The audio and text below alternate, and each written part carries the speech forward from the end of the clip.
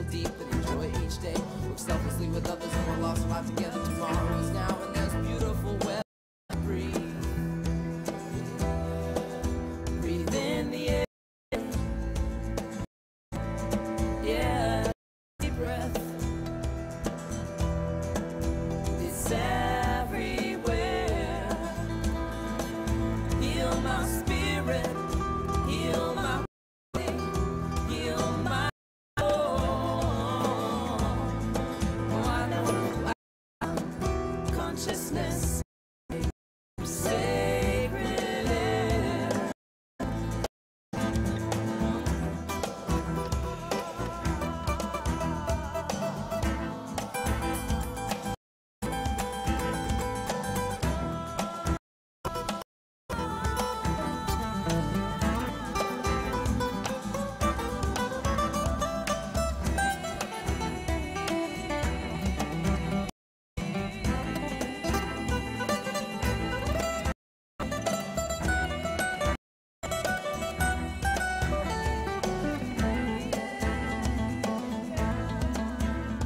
So breathe in the air. Take a deep breath. It's everywhere. Heal my spirit. Heal my body. Heal my soul. I know who I am. Consciousness through sacred air.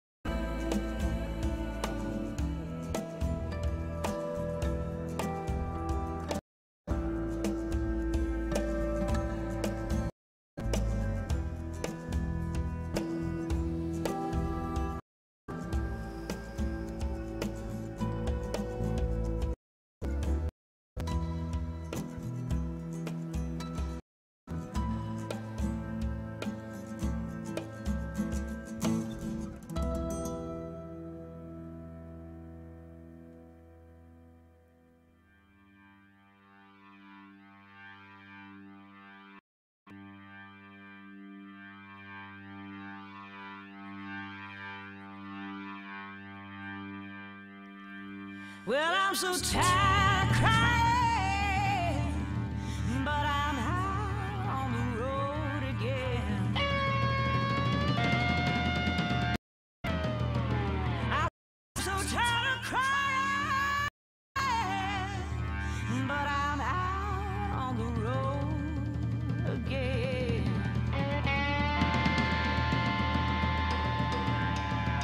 I ain't got one more. Just to call my special friend.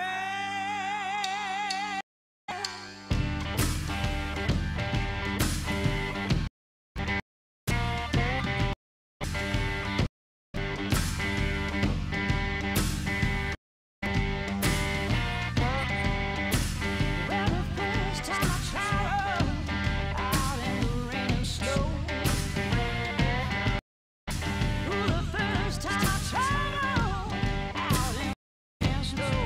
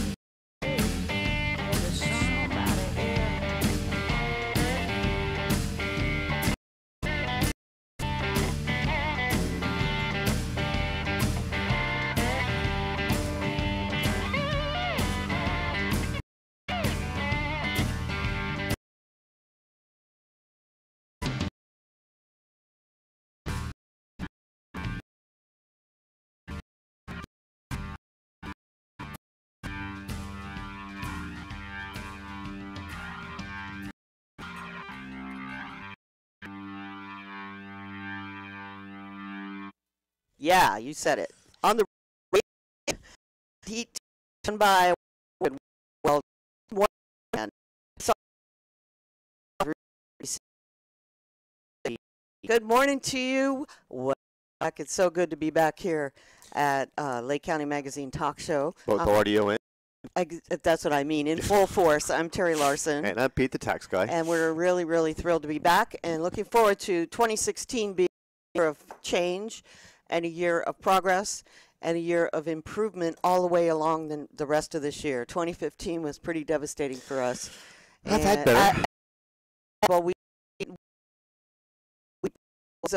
still had our own personal tragedies, so it's been hard, and we survived, as you but we look for better things to come in 2016. So I want to thank everyone for being there. I don't know what that is. No, let's look at the quality. Yeah, does it look okay to you? I can't see it on your screen. It's so dark. Anyway, put it on full screen. We are streaming now through YouTube, but we're available now on our website, lcm-tv.com. So you don't have to worry about Silverlight anymore. We've got all that improved for now. YouTube is a temporary streaming spot for us. We are working on getting our own streaming source. So once that happens, then we're going to have an even better and a more more improved setup. I'm sorry, what was that, Heidi? It was glitching, but I'm holding the cord. Yeah, folks, if you see some glitching or some black going on your screen, we have a loose wire, and we'll fix that next break. Is that what's doing it? Yeah. Oh, okay. That's why she's holding on to it right now. Oh, okay. We just need to put some tape on it. Okay. Yeah, some of our stuff is held together with tape and gum and rubber bands, but Paper clips. we're here and we're broadcasting. So we are working very diligently to be able to get the best possible signal out to everybody. And of course, our signal is available on Roku through the YouTube channel. You just go to the YouTube channel on your Roku, and then you put in Lake County Magazine. And those of you not familiar with Roku, it's a little box. I'll try to find one to bring in, show you. It's about this big. Connects to your TV and works off your internet. So you do have to have internet. And if you use services like Netflix and Amazon Prime and things like that, you'll find that there is they're all available on the Roku, as in addition to 1,600 other channels as well. And I'd say probably 80% of them are free, maybe 70%. But there's a lot of free channels, and there's no monthly fee to use a Roku box. It's $50 for the box, and you're out of there. So it's a great way to go. We're encouraging all people in Lake County to do this, because our goal eventually is to have our own dedicated Roku channel and be able to provide you with news. Some of you may recall that last year we did a news show for about 6 months, and because of the fires, everything got overwhelmed. And then of course we got robbed, so we lost our equipment. So we've had a lot of downtime, but we have been able to recover, and we're happy to be back. It's just so exciting. I feel like we're just starting out fresh again. We are. Yeah, exactly. So that being said, we have a lot on the plate to talk about today. We may have some unannounced guests coming in. We're not sure.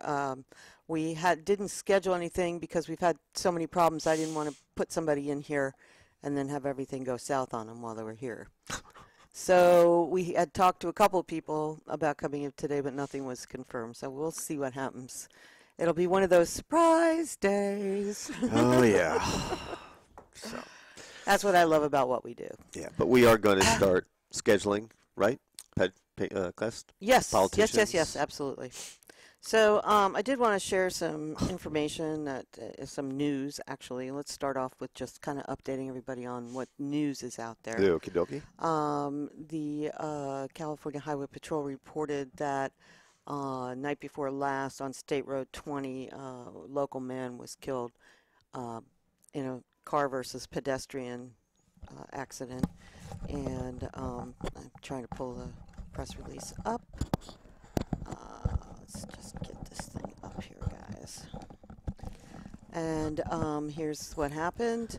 It happened at about 6:20 in the evening. Wait, 18:20 hours. That's about 6:20? Yes. Okay. Very good.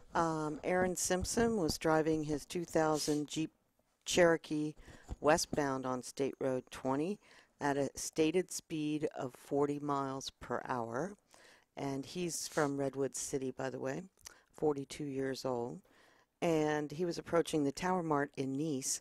As Simpson neared the Tower Mart, and for reasons yet to be determined, he struck Timothy Hartnett, who was crossing the street while dressed in dark clothing, with his vehicle. So he wasn't crossing the street with his vehicle. The man hit him with his vehicle, and that's really badly worded. Well, what do you But expect? anyway, this gentleman, Timothy Hartnett, and his name really does sound familiar, and I'm very, very sorry to hear this, and my condolences goes out to the family. He's 68 years old. He lived in Nice, and he was taken to Santa Rosa Memorial Hospital. The vehicle came to rest on its wheels, facing westbound in the westbound lane, prior to being moved onto the shoulder by Simpson. Hartnett came to rest within the westbound lane prior to being moved onto the right shoulder. Simpson was determined to not be under the influence of alcohol or drugs at the time of the collision, and Hartnett was transported by reach, and he did succumb to his injuries there. What was the Jeep's fault? The cause of the collision is still under investigation, and I wouldn't doubt that. Yeah. I don't trust Jeeps anymore after our We experience. still have not received any information about the recall on the Jeep and the compensation. No, and I don't really want to go into that right now, Okay. but I just think that is yeah, they're not doing people right. No. So we'll talk about that in detail later on. Okay, so this happened at State Road 20, just west of Levy Avenue, for those of you in Nice who are familiar with the area. And we do send our deepest condolences to Mr. Hartnett's family and friends on that. We're sorry to hear it. Okay, let's see what else I have here for you. I'm trying to read without my glasses. That's not smart. impossible. Let's see. There is something from Mendocino. See if that was anything exciting. Ooh, this is big. Okay. Mendocino County Sheriff's deputies, deputy marshals from the U.S. Marshal Service served a federal arrest warrant on Reynolds Highway in Willits, California on February 11th. A traffic stop was conducted, at which time Israel Ramirez, a.k.a. El Chino, was placed under arrest without incident pursuant to an active federal arrest warrant. At the time of the arrest, the warrant was sealed. Therefore, the charges are not being disclosed by the Mendocino County Sheriff's Office. Ramirez was transported to the Mendocino County Jail for lodging until he could be released to the State Marshal Service. And the Marshal Service, upon receiving Ramirez, will transport him to federal court, where the charges against him will be disclosed. Interesting. Well, somebody got in big trouble. And I'll check my FBI logs to see if there's anything there. They send me regular updates. Let's see if anything came in since that was issued, or before that, because that wasn't issued until recently. Tuesday it came out. So, yeah, so I'll do some more research on that one. And, there's so much, these FBI news releases get my whole email just completely overwhelmed. Well, while you're looking that up on the news, or the Today Show, if you want to call it a news show anymore, Right. they had a little story about some gentleman who got arrested in handcuffs and ankle shackles because he did not pay his student loan bill. Seriously? $1,500 he owed, but with accrued interest, it was like $5,200. Allegedly, he received court orders and notices by certified mail posted on the door, according to the federal agencies, the marshal's office. But he was arrested from his home, handcuffed, and sent to jail for 1 or 2 days, and then was released. But according to the individual story, he received no notice except for one postcard. According to the federal marshal's office, he received plenty of notice and refused to cooperate. And the first time they went to the door, he threatened them, saying he had a gun. So they came back with Not full too smart, is he? full battle gear. Surprised they didn't have armed guards and tankers and vehicles. And so Funny. there's a message there, folks, that if you're behind in your student loan payments, do not ignore any correspondence, because you too could have the marshal department at your step arresting you, so you can stay overnight in jail. And trust me, Nice. folks, it's not a pleasant experience. Well, maybe depends on who the people are. Um, some people, the way they live, it might be a nice. It might be an Get improvement. 3 squares and Yeah. your hand, everything's being handed to you on a platter. That's and- why people want to go back to jail. Exactly. Yep. Better be a homeless. Okay. County of Lake filing deadlines for elective local offices. Ooh. Lake County Register of Voters Office would like to inform voters of Lake County that a presidential primary is scheduled to be held on Tuesday, June 7th, to elect federal, state, and county officials.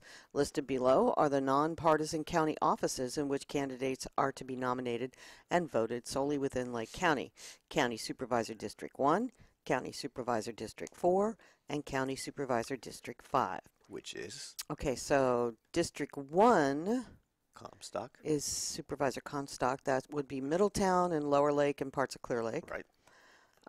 District 4 Sparrington. is Lakeport area. And District 5 Is our best friend. is Mr. Brown's, and he is running again. And that is the Kelseyville, Soda Bay, Jago Bay. Jago Bay, Yeah. Lower Lake, parts of Lower Lake, all those areas. So those 3 are up for elections. A candidate for elective offices enumerated above may submit in lieu of filing fee petitions containing signatures of registered voters in the jurisdiction in which he or she is nominated or seeks nomination to offset all or part of the cost for his or her filing fees. And we've been contacted by I want to say a couple of the candidates to come on our show and talk, and we're also going to be, as usual, scheduling debates between all the candidates, so it'll be very interesting. And they can get their petitions during regular office hours, weekdays, 8 a.m. to 5. And I heard a rumor that Phil Murphy might be running. That's a rumor. Yeah. For Lakeport. So there's Monica Rosenthal for District 1, there's Norm Longoria for District 5, and of course Rob Brown, and possibly Phil Murphy for District 4. That'd be could very be interesting. Some very interesting politics going on there. We're not quite sure why Anthony is not rerunning. Well, I just think Anthony's tired, personally. I think so. And He's been there a long time. Yep. It's time. He's got his license to practice law, and Right. maybe he really enjoys doing that. So we'll see how that goes. So the deadline to file in lieu of filing fee petitions with the Lake County Register of Voters office is Thursday, February 25th. It'll be next Thursday, 2016. All candidates for elective offices must also file within the nomination period of February 16th through March 11th. So you need to have your petition in by the 25th, but you still have to also file as a candidate after you get those numbers between February 16th and March 11th. So I guess we will start our debates probably mid to the end of March. We'll start the first ones because we only have till June, so we got to maybe April, first week of April. Yeah, we'll start doing that. I need to get through April 15th. Oh, that's true. So we'll do it right after tax season. Yeah. And we have 3 there, so each one has to have its own debate. So that'll be very interesting. Well, we know for a fact that Supervisor Brown most likely will not attend. We don't know that for a fact. Don't be negative, I'm Pete. not being Stop negative. it. I'm not going to let you go there. I'm not negative. Just Everybody has an opportunity, and everybody who wants to be there will be there. And if that's his choice, then he's going to show the people what he really thinks about them, because they're the ones that are going to be watching our debates. As usual, every year, we carry the debates better and more effectively than most other media outlets in this county. So it's okay. If he doesn't want to participate, that's fine, but I'm not going to judge him and say that he's not going to do it, because I don't believe that. I actually believe that deep down he wants to be a reasonable person. He doesn't like us because we've called him out on stuff that he's done that we don't feel is appropriate, but that's politics. You want to be in politics, you got to be ready to face the thing, but it's got to be a non-personal thing. not arguing. I am not going to take it personal against him whatsoever, and if he would like to attend, I will be thrilled and very grateful I that think it'd if be he great. does that. Absolutely. So that being said, Thank you for chastising me on the air. absolutely, you got to get spanked when spankings are due, dude. If I do that, I get hit No, you don't. verbally. And there you go, 6 inches higher than me again. I got to look up to you to talk to you. Well, Look, I look up to you. Anyway, you don't need to be taller than me for me to look up there. See, that's much better. No, it's For me not. I to feel look like up. a little. Munchkin? Yeah. Well, you look fine. Jesus. It's just in your imagination. Anyway, let me finish this. Anybody desiring information regarding filing for any of the elected offices above may contact the Register of Voters office in person at the Lake County Courthouse, 255 North Forbes, room 209, or by phone at 263-2372. Well, maybe that's why you haven't received your list of candidates because they're not. Well, of verified. course. Yeah, they don't have them yet. So I was glad they sent that out to try to clarify that. Okay, one more press release from Clear Lake. Interesting.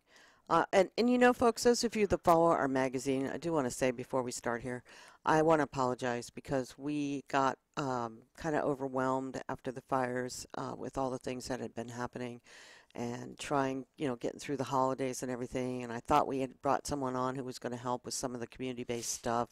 And they kind of, after the new year, kind of flaked out on us, or just disappeared. I haven't heard back from them again. I'm not going to say they flaked out, but I don't know what happened because they never got back to us. Anyway, it didn't work out, and we've just been kind of putting things on hold until we can get some people to step up and help out. Basically, we're doing it ourselves, and it's tax season, and Pete doesn't have time to do the stuff, and I'm trying to make sure that this channel is getting more programming and that we're going to have more things going on.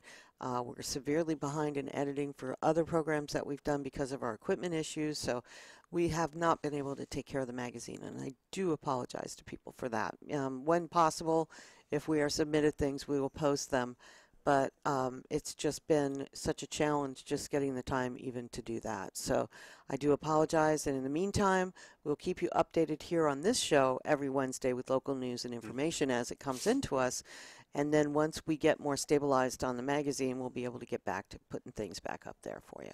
And I know a lot of this stuff is already being covered by the Record Bee and Lake County News. And, I'm not in competition with anyone. We're just trying to bring you the stuff that you won't get through them. So, that being said, on February 7th at about 2 o'clock in the afternoon, Clear Lake police officers responded to a report of an armed robbery, which had just occurred at Cheaper Cigarettes, located at 14962 Lakeshore Drive.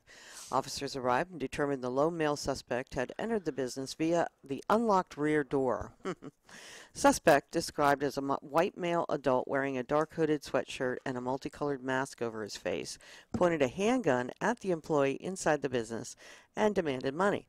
The employee complied with the suspect's demands, and the suspect fled the business with an undisclosed amount of currency. The store employee, though scared, was not injured in the robbery. During a check of the area, officers located a single glove on the ground of a vacant residence near the scene of the robbery. Sounds like O.J. Simpson. Neighbors had asked police to check this vacant property as nefarious persons are often seen trespassing here. This single glove matched gloves the suspect was seen wearing at the time of the robbery. Officers collected this glove for later, deoxyribonucleic acid. Why couldn't they just say DNA, which they have in parentheses? DNA analysis through the California Department of Justice. A few hours later, neighbors who were trying to re-secure the entrance gate to this vacant property called police to report seeing something suspicious under a shed on the property. It was in the same general area where they had earlier located the glove. Officers returned to the vacant property and retrieved several items from under the shed. The items seized include a replica firearm, a significant amount of cash, a mask, a gray hoodie, and the other matching glove. All items found seem to match what was either used or taken during the robbery. Officers coordinated with neighbors to watch for any suspicious persons and or vehicles at this vacant property, as it was expected that the robbery suspect would likely return to claim the stolen loot and evidence. On the afternoon of February 8th, the next day, neighbors called police to report suspicious persons on the vacant property. Officers responded only to find the suspicious persons had fled in a vehicle. Officers began checking the area for a similar vehicle. About 15 minutes later, Detective R. Peterson spotted a similar vehicle at Flyers gas station, 15010 in Lakeshore Drive. Oh, gosh. Officers and the detective conducted a high-risk car stop on the vehicle and detained 2 persons. Though these 2 persons were not identified as being involved in the robbery, evidence obtained from the car stop led to a possible suspect being identified. Detectives began following up on suspect leads, which took them to Clear Lake and Kelseyville. The suspect was identified as 51-year-old Charles Leon Sells of Kelseyville. Sells is on post-release community supervision out of the Redding area of California. Why is he living here? At about 6 p.m., an anonymous caller telephoned the Clear Lake Police Department to report that Sells was at a residence in the 14800 block of Cerrone Parkway in Clear Lake. Clear Lake police officers quickly surrounded the home and located Sells inside. He was taken into custody without incident and made incriminating statements to the police. Sells was later booked into the Lake County Jail on 1 count of 211 PC, also known as robbery. Clear Lake Police Department would like to thank those witnesses who came forward, which led to this case being solved so quickly. Anyone with information on this case is urged to contact Detective Elvis Cook. He can be reached at 994-8251, extension 315. I hope people have more What a luck great than thing. us trying to contact detectives. No, that is a different police department. Oh, I'm dear. sorry. That's You're right. talking Sheriff's Department. Yes, I We're talking apologize. Clear Lake PD. You're right. My bad. Okay. Okay. I mean, While you're finding something else, the Board of Supervisors of Lake County are considering in their halfway through year review of their budget of taking $7 million out of reserves to start the recovery from the fire. And FEMA is supposed to reimburse those funds eventually. By the meantime, they're actually taking $7 million out of reserves, supposedly, to help the fire victims. Hmm. I think that's cool. That's wonderful. Yeah. I mean, they're actually, yes. So.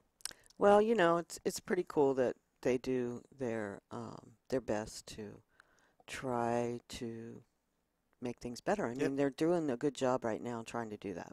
Yep. A statement from California Normal came out last week regarding the state tax on medical marijuana. They do oppose it. No taxation without legalization, they say. A bill to impose a new 15% state excise tax on retail purchases of medical marijuana has been proposed in the California legislature, SB 987, by Senator McGuire. The tax would be in addition to the current 7.5% sales tax, so you'll have a 22.5% sales tax on your medicine, plus various local business taxes assessed by some localities. So your county tax, your city tax, plus the state tax, plus the sales tax. Yep. My goodness. At the time when providers already face burdensome new costs under the Medical Marijuana Regulation and Safety Act, MRSA, it is unwise and inappropriate to impose any new state tax on medical marijuana, says California Normal Director Dale Geringer. Many patient advocates regard any taxes on medicine as unjust in principle. Hey, are prescriptions taxed? No. No, thank you. No medicine should be taxed. Has to be close. Let it be on recreational, but not on medicinal. How are you going to differentiate that? Because people have to have a recommendation from a doctor to get medicinal. All right. The other, they don't.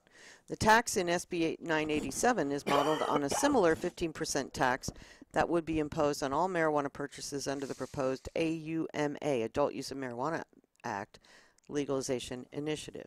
If ALMA passes, SB 897 is redundant and moot, says Geringer. If not, it will only encourage marijuana suppliers to move to the illegal, untaxed, unregulated adult use market. There we go, back into the black market again. You know, they're so stupid. Don't drive us away by overtaxing. Hello, Big Orange. Proceeds of the tax would be divided between the general fund, local oversight agencies, state parks, drug and alcohol treatment programs, and environmental restoration for land damaged by the illegal growers. In a statement, Senator McGuire said that the taxes are needed to compensate communities that have long been paying the price of the negative effects of cultivation brought on by the bad actors who destroy the environment. Yeah, but don't make the good people pay for the bad actors. There's so many people now trying to ay. become legitimate and get involved in new industry, and now they're punishing them. Exactly. Proceeds of the tax would be divided between the general fund. Oh, I already said that. No other state imposes a comparable tax exclusively on medical marijuana, although several, including California, make it subject to the standard sales tax on retail items. It's neither just nor appropriate to charge those who are doing their best to supply medicine legally to patients for the costs caused by illicit traffickers, remarks Gary. We call on the legislature to reject taxation without legalization. I agree. Hear, hear. Okay. Yes. And looks like Clear Lake City is now moving to, quote, prevent You mean camping. the city of Clear Lake? What did I say? Clear Lake City. Okay, City of Clear Lake. Okay. I've been sick, folks, lately, so my Speak mind's English. not working properly. I know you're an Aussie, but try to speak English. Okay. The City of Clear Lake Yes. is banning camping on private property. According to City Manager Greg Folsom, the city's many large homeless encampments on private property are creating health, safety, and sanitation hazards. They lack the proper facilities for trash and disposal of human waste. If passed, the ordinance would require the removal of the city's homeless from private property, but it would not provide an alternative location for housing. Under the current budget, the city does not have the funding or the proper facilities to help them. City Council will be discussing the problem, agree that coalition must be made with the county and Lakeport to make any progress on it, and the vote was 5-0. So they want to get rid of the homeless, but they have no clue where they should put them. This is the whole sad part about this whole situation in Clear Lake, because they're doing everything they can to ban the homeless right now, but they're not coming up with any solutions. And we went through a whole winter now without a warming shelter. And I just can't even understand what these people have been going through. You know, it's just ridiculous. Yeah. I mean, you got if you're going to put an ordinance like that together, come up with alternatives. These are human beings. Most of them, some of them are ex-vets. Some are just, unfortunately, have some addictions and they need help. But that's the way it goes, I guess. And let's see what else. Lake County, even though our consumers and our citizens are benefiting from the low gas prices right now. Matter of fact, we saw them at $2, $2.12, which is tremendously pleasant for us drivers. The governments are having a very negative effect on it. Between more efficient fuel vehicles and lower gas prices, our governments at the different levels are not getting enough money. They're spoiled. So which means is that there's going to be less road improvements, less repairs.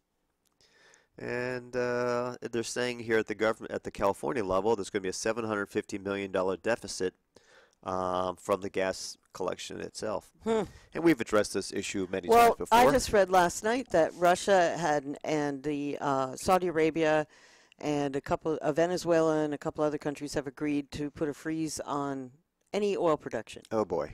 So you know what that's going to do. Yeah. Drive the prices back up again. It's interesting. I was going to talk about this. Supply and demand. Our President Obama, who is the lame duck president right now, in his budget proposal for adjusting our taxation regulations, he wants to put a $10.25 fee for every barrel of oil produced. So, Nice. And our lovely Governor Brown wants to increase gas taxes as well. Nice. So, and they're going to, California probably will raise its gas price because they're not getting enough funds. So,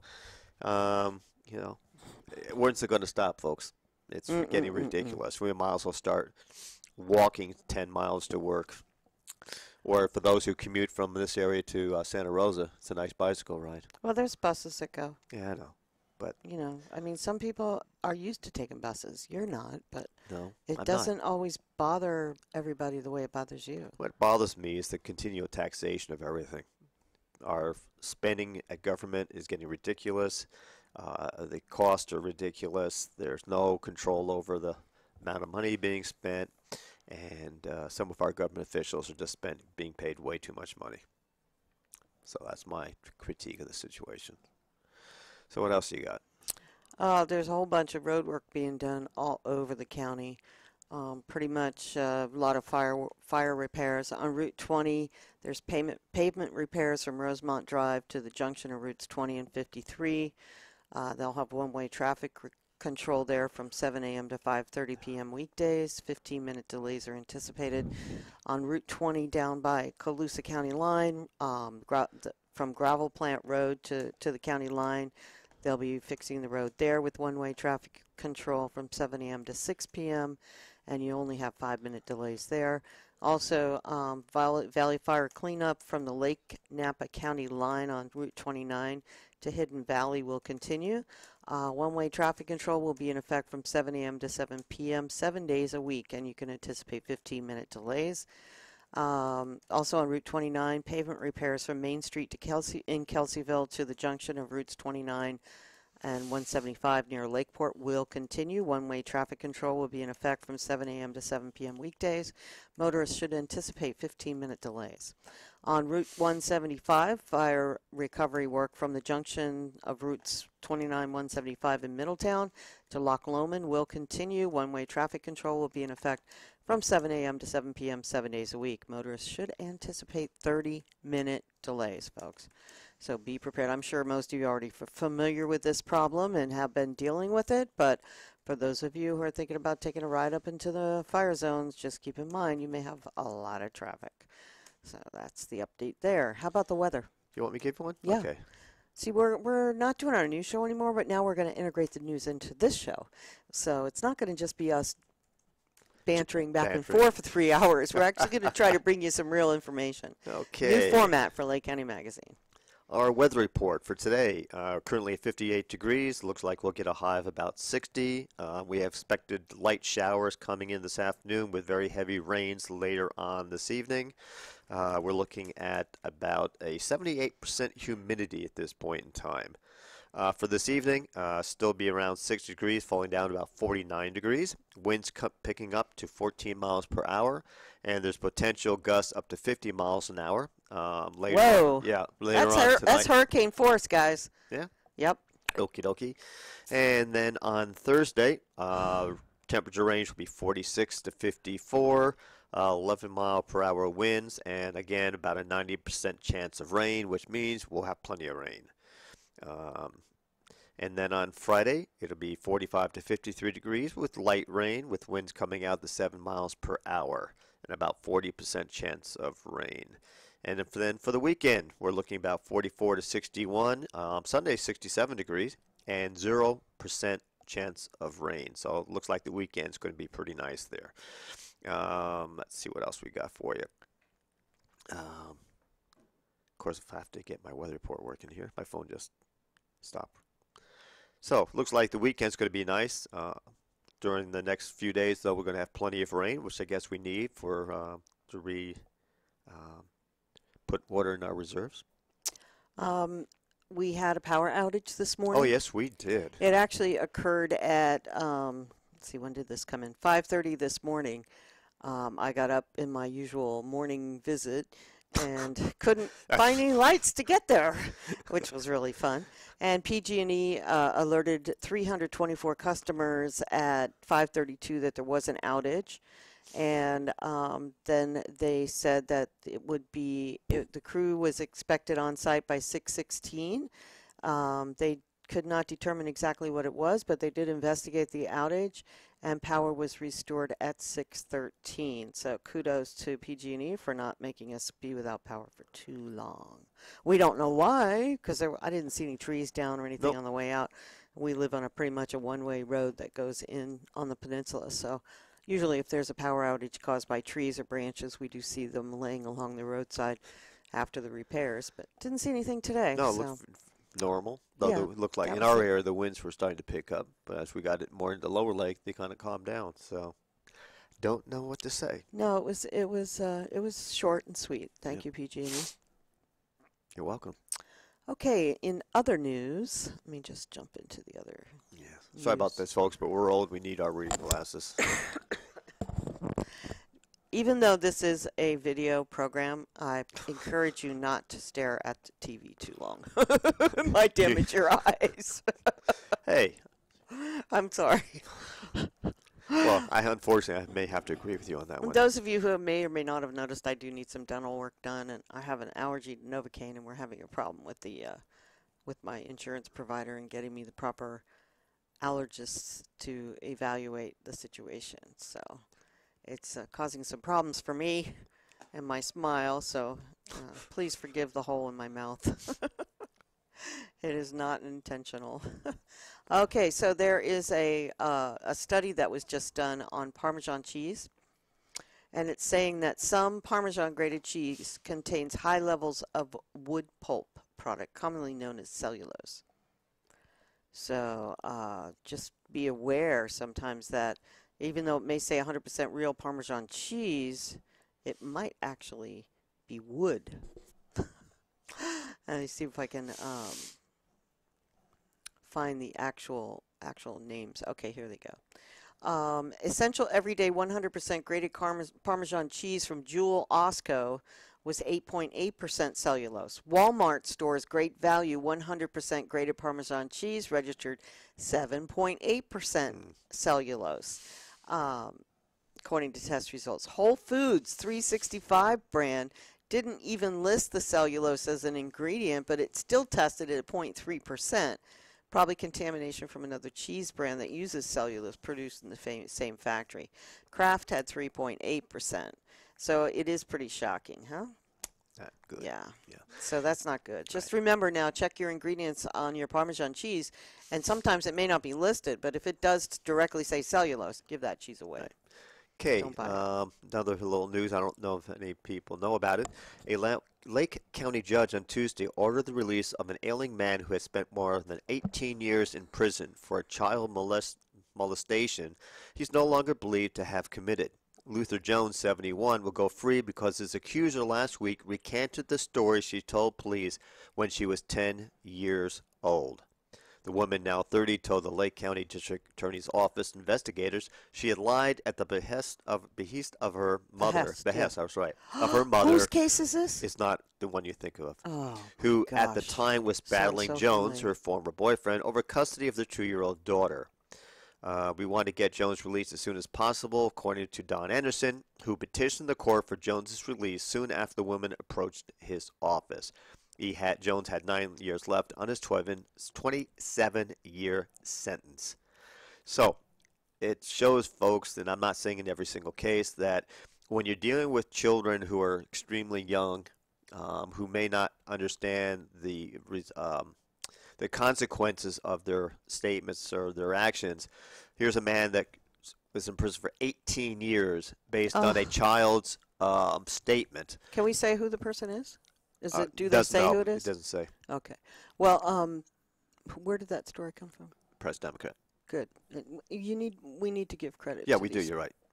when we're reading someone else's stuff. Yeah, but that's interesting. Well, not interesting. It's nice to see that the system can work when people come forward and they just ignore the situation. And I give kudos to Don Anderson for recognizing that and petitioning the judge. Well, yeah, that's true. Now, but we have heard similar stories. Yes, we have. And there are still people in jail that have actually absolutely Right. the same type of situation. So, Right. you know, it's very sad that the word of some person can be gold and there's no questions. Oh, Hey, Big Orange. that's Big Orange, by the way. Look, He's Manx. one of our foster rescue kitties from the fire. He's looking for a home, by the way. Come here, sweetie. I got him. Oh, God, Yeah. he stretches. See if you can get him in. I'm going to move your computer back Oh. so we can put him here. Hey, That's Big Big Orange. Orange. Come here, buddy. And he is Come on. big. I want you all to see this cat. He is. Oh, He loves to roll over. he's a ham. Yes. Hi, how you doing? This is the lovingest kitty I've ever seen. His name is Big Orange, but that's what we call him. He's a Manx. He's big. And as you can see by his tail, he has a beautiful little stubby tail. Hopefully you can see that tail. There it is. Ah, thank you for modeling. Oh, that's horrible. This cat is the most unusual cat I've ever seen. So he's one of our rescues from our fire trapping that we did. He was caught at Rabbit Hill, Middletown. So if you recognize him or you might know where his family is, we'd love to get him home. He's happy here, as you could tell, but he doesn't belong here. He belongs with his family. And Yep. somebody loved this cat a whole lot, right? You're just a little lover. Yes, you are. Yeah, and he lives on my side of the office. by Yeah, himself. he doesn't get along with the other three, who you may or may not see during the next couple Don't hours. bite me. Because they're kind of shy. They're not as outgoing as he is, although Well, he's very shy, too. Shy guy is not shy anymore. No, Shy Guy's not shy. And we have Love Bug and we have Handsome Jack. And those three all were together. They were caught all together behind Store 24 at Robin's house there on the corner of Jackson and Wardlaw. And so they also, all three of them are the most loving, sweet kitties. The problem is I'll be at my desk working on my computer. Next thing I know, I have claws in my leg, and he's climbing up on my leg to settle down. He's very stubborn about that. Yes, he but is. you actually do see the burns on the bottom of his little pads. Yep. So you know this guy has been through a lot. All these guys have been so traumatized. They seriously need someplace where they can live and love. And I'd love to see them find their families, but I know that, so many homes are lost. There's a lot of people that can't take their babies back. So we're okay holding on to them until you can take them back, too. If this is your cat and you just can't take him back, we'll take care of him for you. He's happy. He's being loved. You can see how As you can see, he's taking over the office.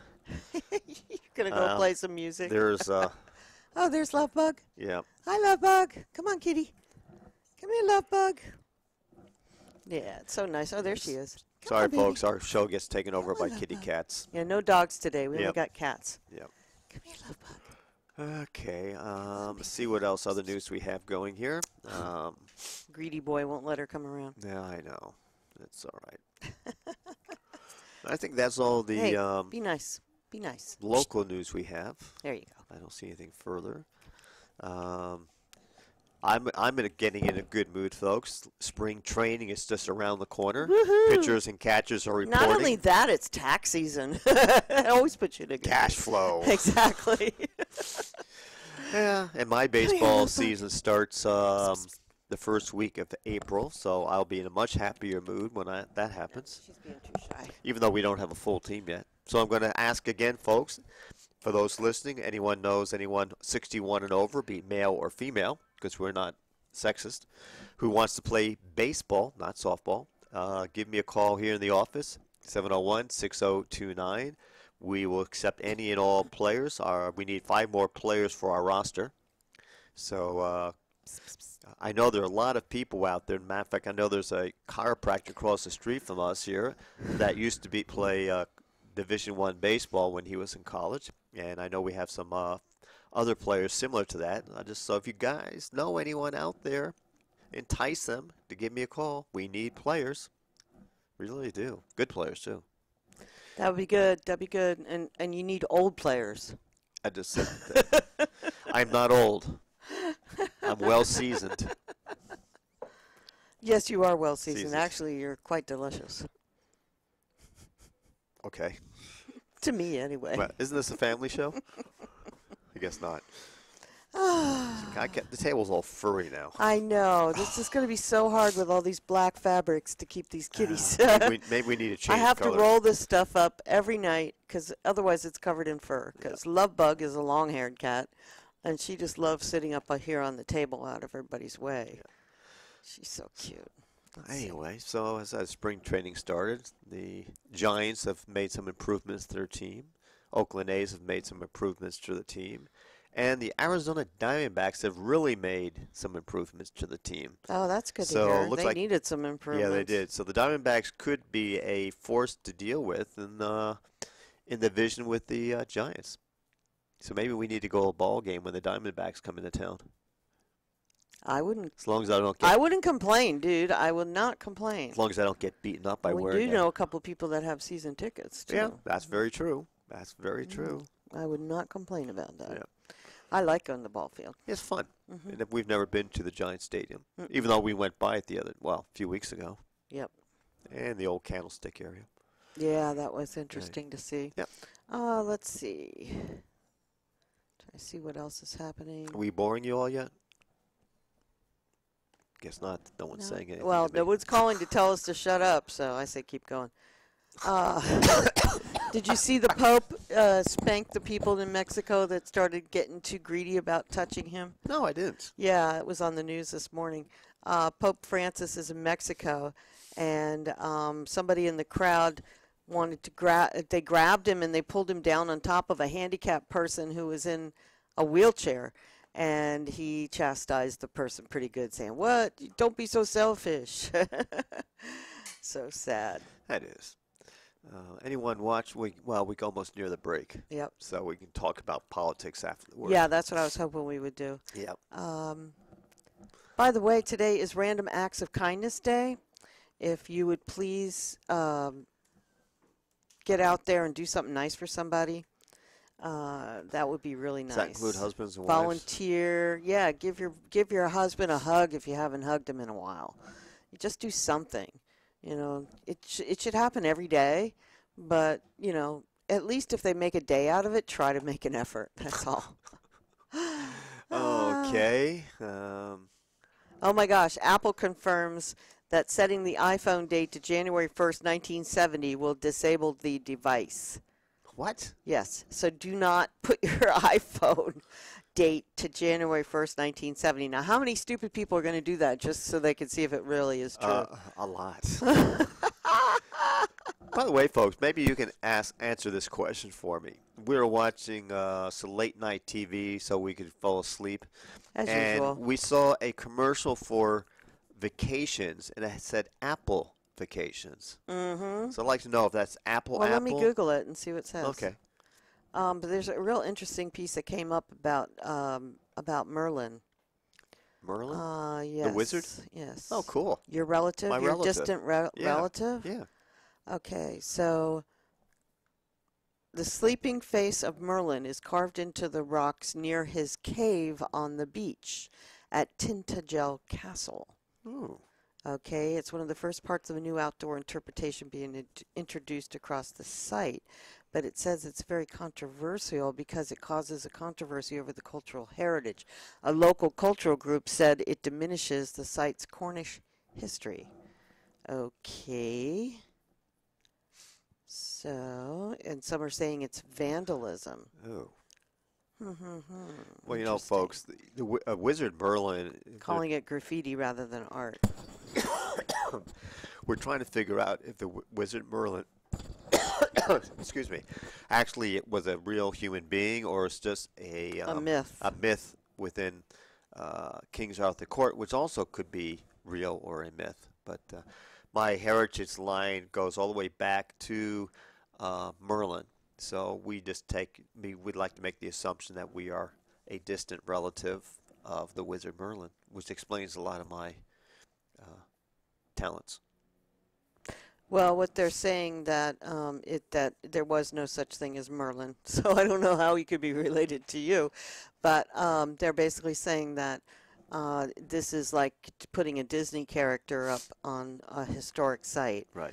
So even though there's a long association at that site with King Arthur, they have no proof that Merlin actually lived. No, that's true. Yeah. And the reason I say we're relatives that our family was traced back with the name of Merlin. Well, yeah, the name of Merlin is Yeah. in your family history, Right. and it goes back to ancient England. Yep. So, you know, Yeah. that's kind of saying that there had to have been a Merlin alive along the road somewhere. Exactly.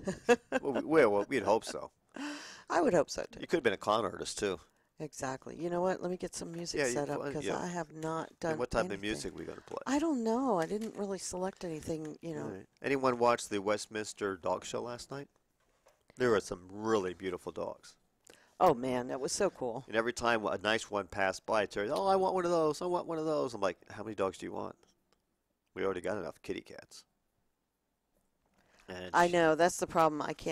We can't have any more dogs or No. cats. We're maxed out. Anybody want a beautiful cat, guys? We need to get some homes for these guys. We really do. Yeah, I mean, they're such amazing animals, and they're also absolutely gorgeous. And we'll try and get them on the camera before the end of the day. They're very shy, so it's kind of hard. But we will definitely work on that for a project here. Maybe when we come back from the great break, we'll get Shy Guy in for you to see him because he is just gorgeous. Okay, so we're going to take a little break. Got some music coming up here from the band The Heathens, one of my favorite Band of tunes. Yeah, Heathens? this is a remake of a tune I think that was originally done by, I want to say like New Riders of Purple Sage or somebody like that. I can't even remember, but it's called Willin'. You know how I feel about that. We'll be back. This is Terri, And Pete the Tech Guy. and you're on Lake County Magazine Talk Show. See you in a few.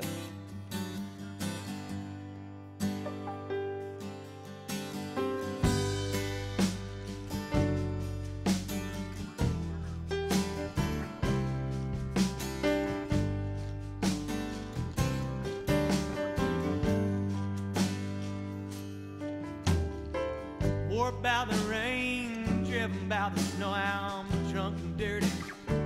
Don't you know I'm still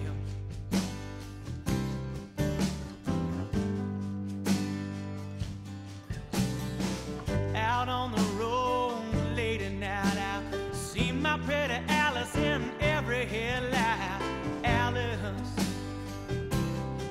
Dallas, Alice, and I've been from Tucson to Tucumcari to Hatchapee to Tonopah, driven every kind of rig that's ever been made, driven the back roads so I wouldn't get away. And if you give me weird white sand wine, show me a sign, I'll be willing to be moving.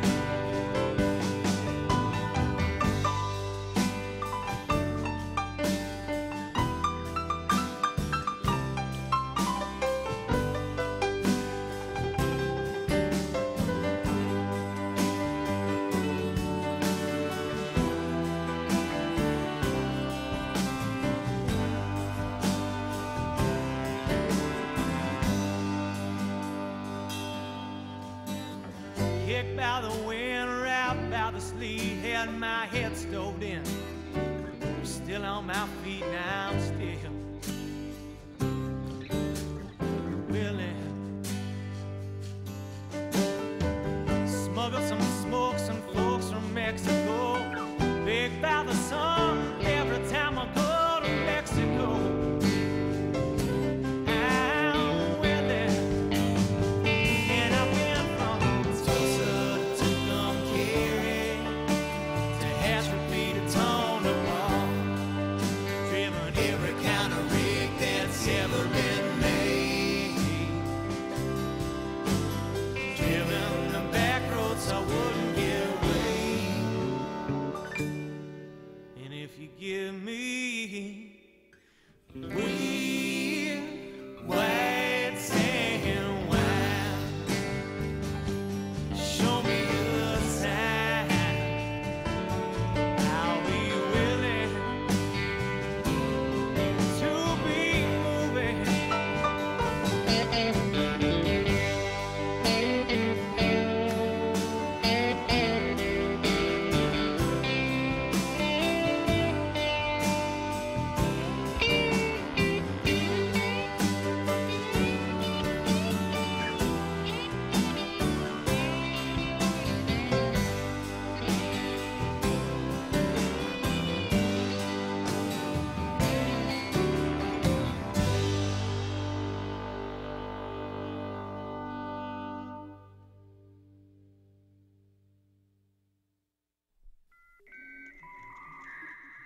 There comes a time when the table must turn. Yeah, this one goes to those who thought this day.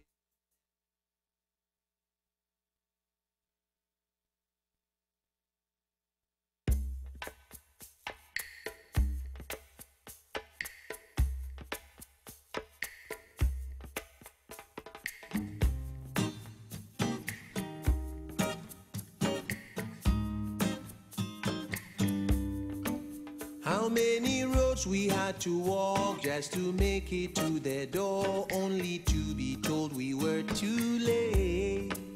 How many picket lines we crossed just to get back off the floor, then we fall back in the same old game. But it made me realize to see the line and train, the shadows of the hand that always pull the strings for those who understand. The beginning, see the end.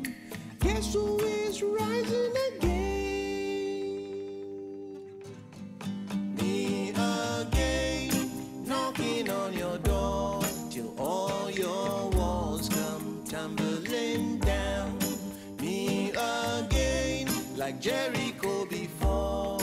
Babylon walls come tumbling down, down, down, down.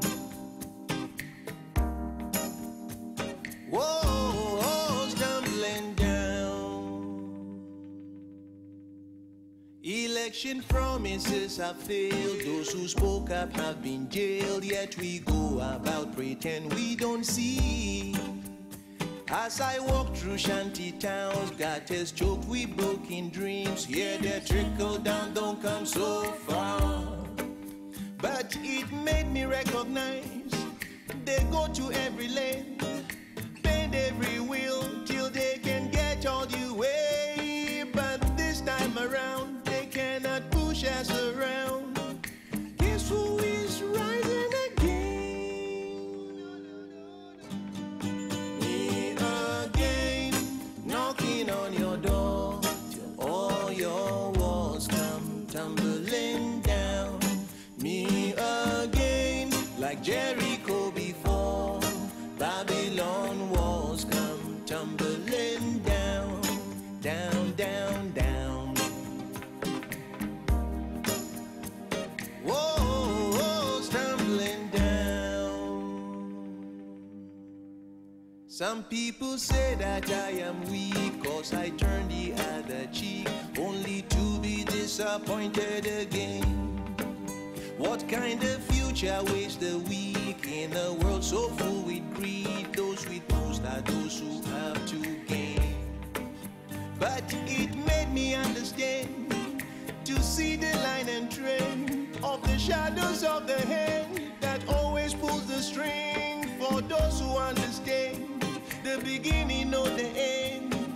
Rastaman will rise again.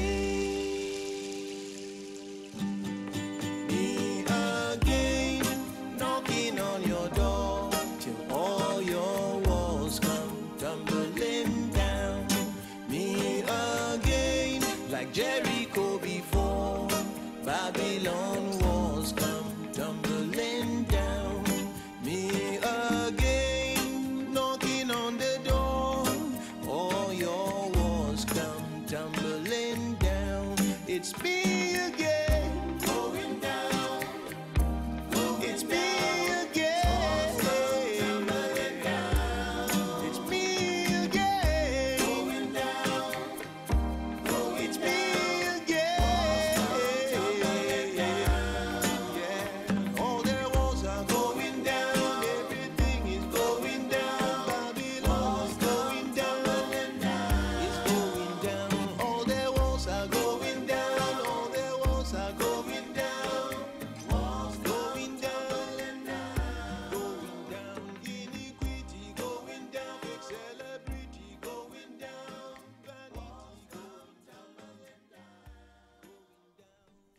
Yeah, walls come tumbling down. Rocky Dewani, one of my favorite artists. I love him. He's from Ghana, by the way.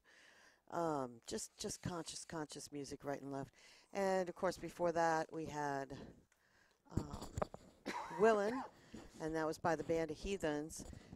Don't ask me why that song always reminds me of Lake County, but I would take out the whites part of it and exchange it with water, weed, water, and wine, and then you have Lake County. Yes, hello, how are you? You're really trying to get adopted, aren't you? Oh, listen That to squeaky that meow tiny little voice you have. Meow. reminds me of my buddy at home. What's up, buddy? Hey, love bug. What's up, Big Orange? All right, shall we get back? Oh, yeah. So we don't bore I'm everybody. back. I'm back. I'm sorry. I get distracted by Kitty so much. Okay, so more stuff in the news. Let's see. There is a free economic workshop, census workshop. The California State Data Center will be having a series of free workshops on the economic census. And that will be in several locations around the state, if anybody's interested. That's March 14th through the 18th. And they're going to be providing an overview of the monthly, quarterly, and annual and periodic economic programs conducted by the U.S. Census Bureau.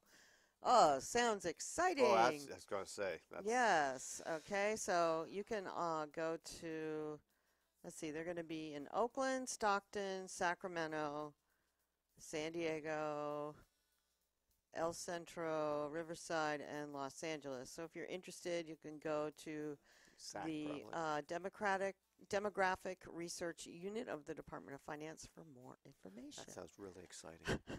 Don't ask me how we get on all these lists. Also, Black History Month. It is Black History Month. We are going to try to have somebody over here, hopefully the person that we're going to talk about right now, Randall Cole. I'm going to invite him to come on. We've invited him multiple times to come on, and because of our technical problems, I didn't follow up because we didn't know when we'd be back on. He's also a great guest. Yes, so he is a fantastic guest.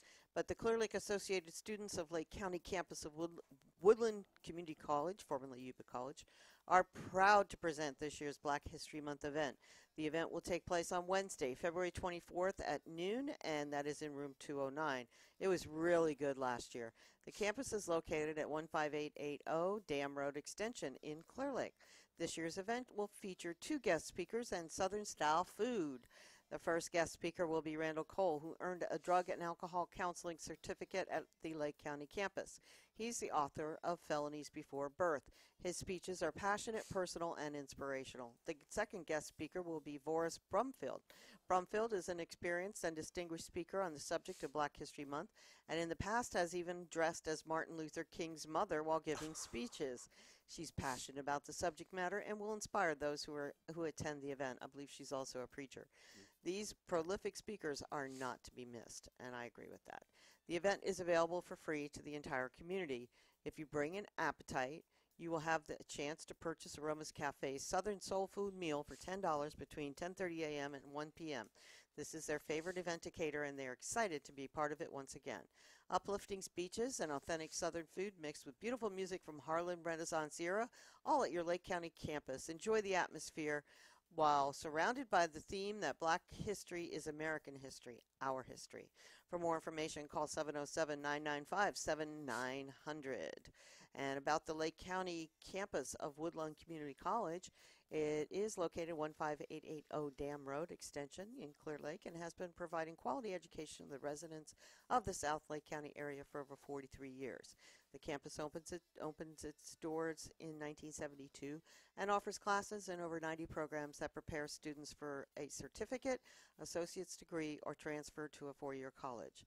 The college boasts a small student-to-teacher ratio. The smaller class size signifies more individual instruction attention from professors. For more information about Lake County campus, please visit the website at lcc.yccd.edu. And the district covers 4,192 square miles, and all are part of 8 counties. Wow, I didn't realize it was that big. And there's 2 colleges. What? Love bug. Love bug went flying through here. All right, Okay. so what's next? Let's see. What is next? Your turn. You wanted to go Want to talk through- about the weekend? Yeah, I think so. Okay. Oh, I did want to talk about the bank robbery guy Okay. that they got on February 8th. Actually, February 7th, an Antioch man suspected of a series of bank robberies in Northern California was arrested Sunday morning, February 7th, in Clear Lake Oaks. At approximately 8 o'clock in the morning, Lake County Sheriff's Office received information from the Clear Lake Police Department that 31-year-old Wesley Ann Crone was at a residence in Glen Haven. Crone was reported to have made statements that he would shoot it out if he was ever contacted by law enforcement. Sheriff's deputies and Clear Lake Police Department officers responded to the area and staged at a location within a close proximity to the aforementioned location. The suspect vehicle was observed leaving the area of the address and started heading eastbound on Highway 20. A sheriff's deputy confirmed it was registered, pulled in behind the suspect vehicle and confirmed it was registered to Crone. The suspect vehicle turned into the parking lot of a business and then left the business heading westbound on Highway 20 at a high rate of speed. Both deputies and Clear Lake police officers attempted to overtake the suspect vehicle, which was traveling at approximately 80 miles an hour, and that's hard to do on Highway 20. As they approached Highway 20 in Foothill, the deputy noticed that Crone was several hundred yards ahead and still accelerating and starting to pull away from the 2 pursuing law enforcement vehicles. A deputy who had taken position at Lakeview Drive and Highway 20 deployed his spike strip as the suspect vehicle approached the location. The spike strip was successful in deflating the tires on Crone's vehicle. The pursuit continued for a short distance until Crone brought the vehicle to a stop in the middle of Highway 20 near Pingree Road. Crone exited the vehicle and started running southbound towards the shore of Clear Lake. The deputy exited his vehicle and ordered Crone to get down on the ground with his hands extended to his side.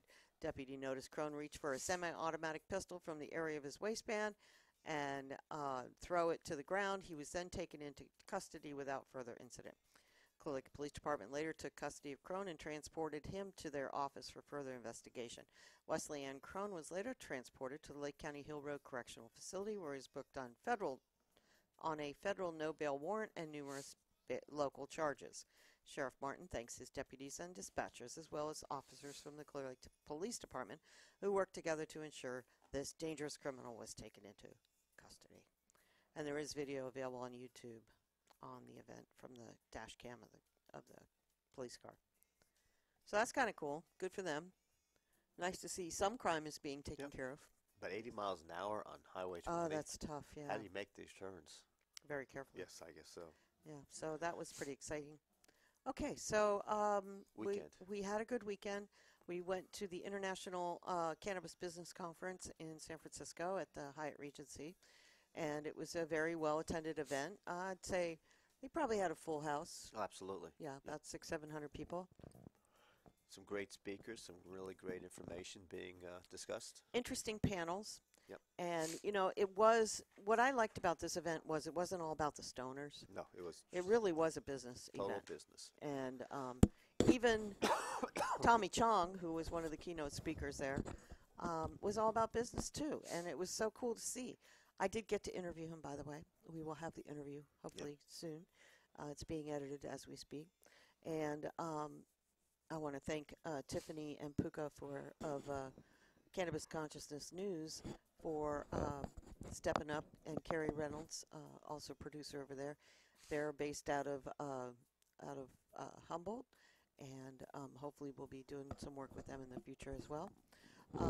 We had some really interesting conversations with people regarding the future of cannabis. We spoke with Ed Rosenthal. We spoke with the former Surgeon General of the United States. Yep, that was interesting. Dr. Jocelyn Elder, and she was just a lovely woman. She served under the first Clinton administration, and interestingly enough, she was fired from her job as Surgeon General because she suggested that marijuana be studied more before they list it as a Schedule I drug, or keep it listed as a Schedule I drug. She wanted to see research that could prove that it was a medicinal plant. So, unfortunately, she lost her job because she spoke up. And that's coming up from under the president, who actually admitted he smoked that one he or two. smoked pot, yeah. Yes. So it's kind of really weird, and it was very sad to see that someone like that could be so disrespected for their highly regarded opinions on cannabis and how cannabis should be managed within the United States government. Then we went to the Friday night was the VIP party, and that was sponsored by Leafly, which is a app that shows you where all the dispensaries are and delivery services in whatever area you might be. They gave out a nice little handy tip sheet for Cannabis 101, giving you information on the flowers with the different types of sativa, indica, hybrid strains, different types of consumption methods, extracts, different kinds of extracts, which personally I think is very limited. They're not even talking about RSO or any of the other potent healing extracts. Edibles, how to eat them and consume them. Topicals, how to apply them. Cannabis laws, what you need to know. So a very handy little handout called Cannabis 101. Probably get that by ordering it off the Leafly website. I also had an interview with Chris Conrad. He wrote The Newbie's Guide to the Cannabis Industry, which he's been a mover and shaker in San Francisco in the cannabis movement since the 70s, I believe, 60s or 70s. He spent a lot of time with working with Lynette Shaw and other people like that who were the founding people in the cannabis movement. And we did interview Lynette also. Got a nice interview from her. Tommy Chong's business is called, one of them is called Chong's Choice, and his company is called Chong Sun, and they provide analysis, solutions, and general marketing expertise to successfully sell targeted products under the Tommy Chong brand. So it's, it's here, folks. We have taken cannabis into the modern day, into the new millennium. We now have marketing, branding, packaging for cannabis products. So basically, if somebody wants to be a Chong's Choice product, then they have to submit the product to them, and they have to be able to be legally, locally grown, always within state and local regulations. They will have the branding and packaging consistent from state to state. They always guarantee it's going to be the finest quality cannabis and at an affordable price. So the grower must grow organic or veganic. I'm not sure what that means. They cannot use any pesticides. The use of lighting or natural sunlight must provide an optimal environment for the plant's growth during each cycle. Water must be uncontaminated and purified. Grow rooms, greenhouses, outdoor growth must be well maintained, must all times be organized and clean. So you have standards. Accurate records must be kept.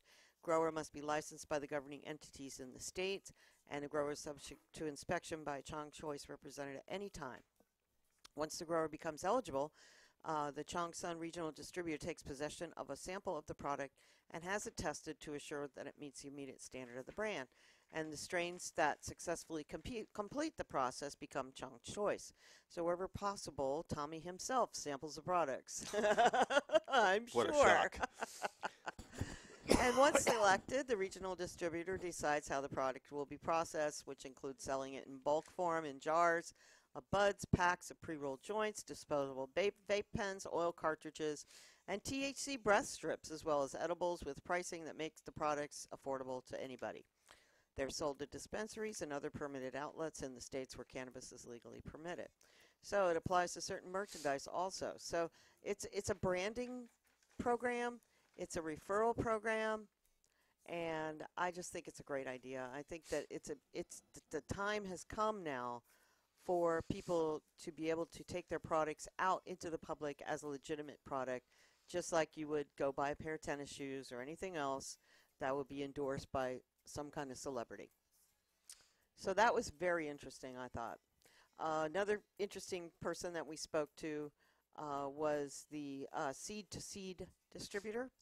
S2S is the name of their company, and it's a wholesale cannabis marketplace.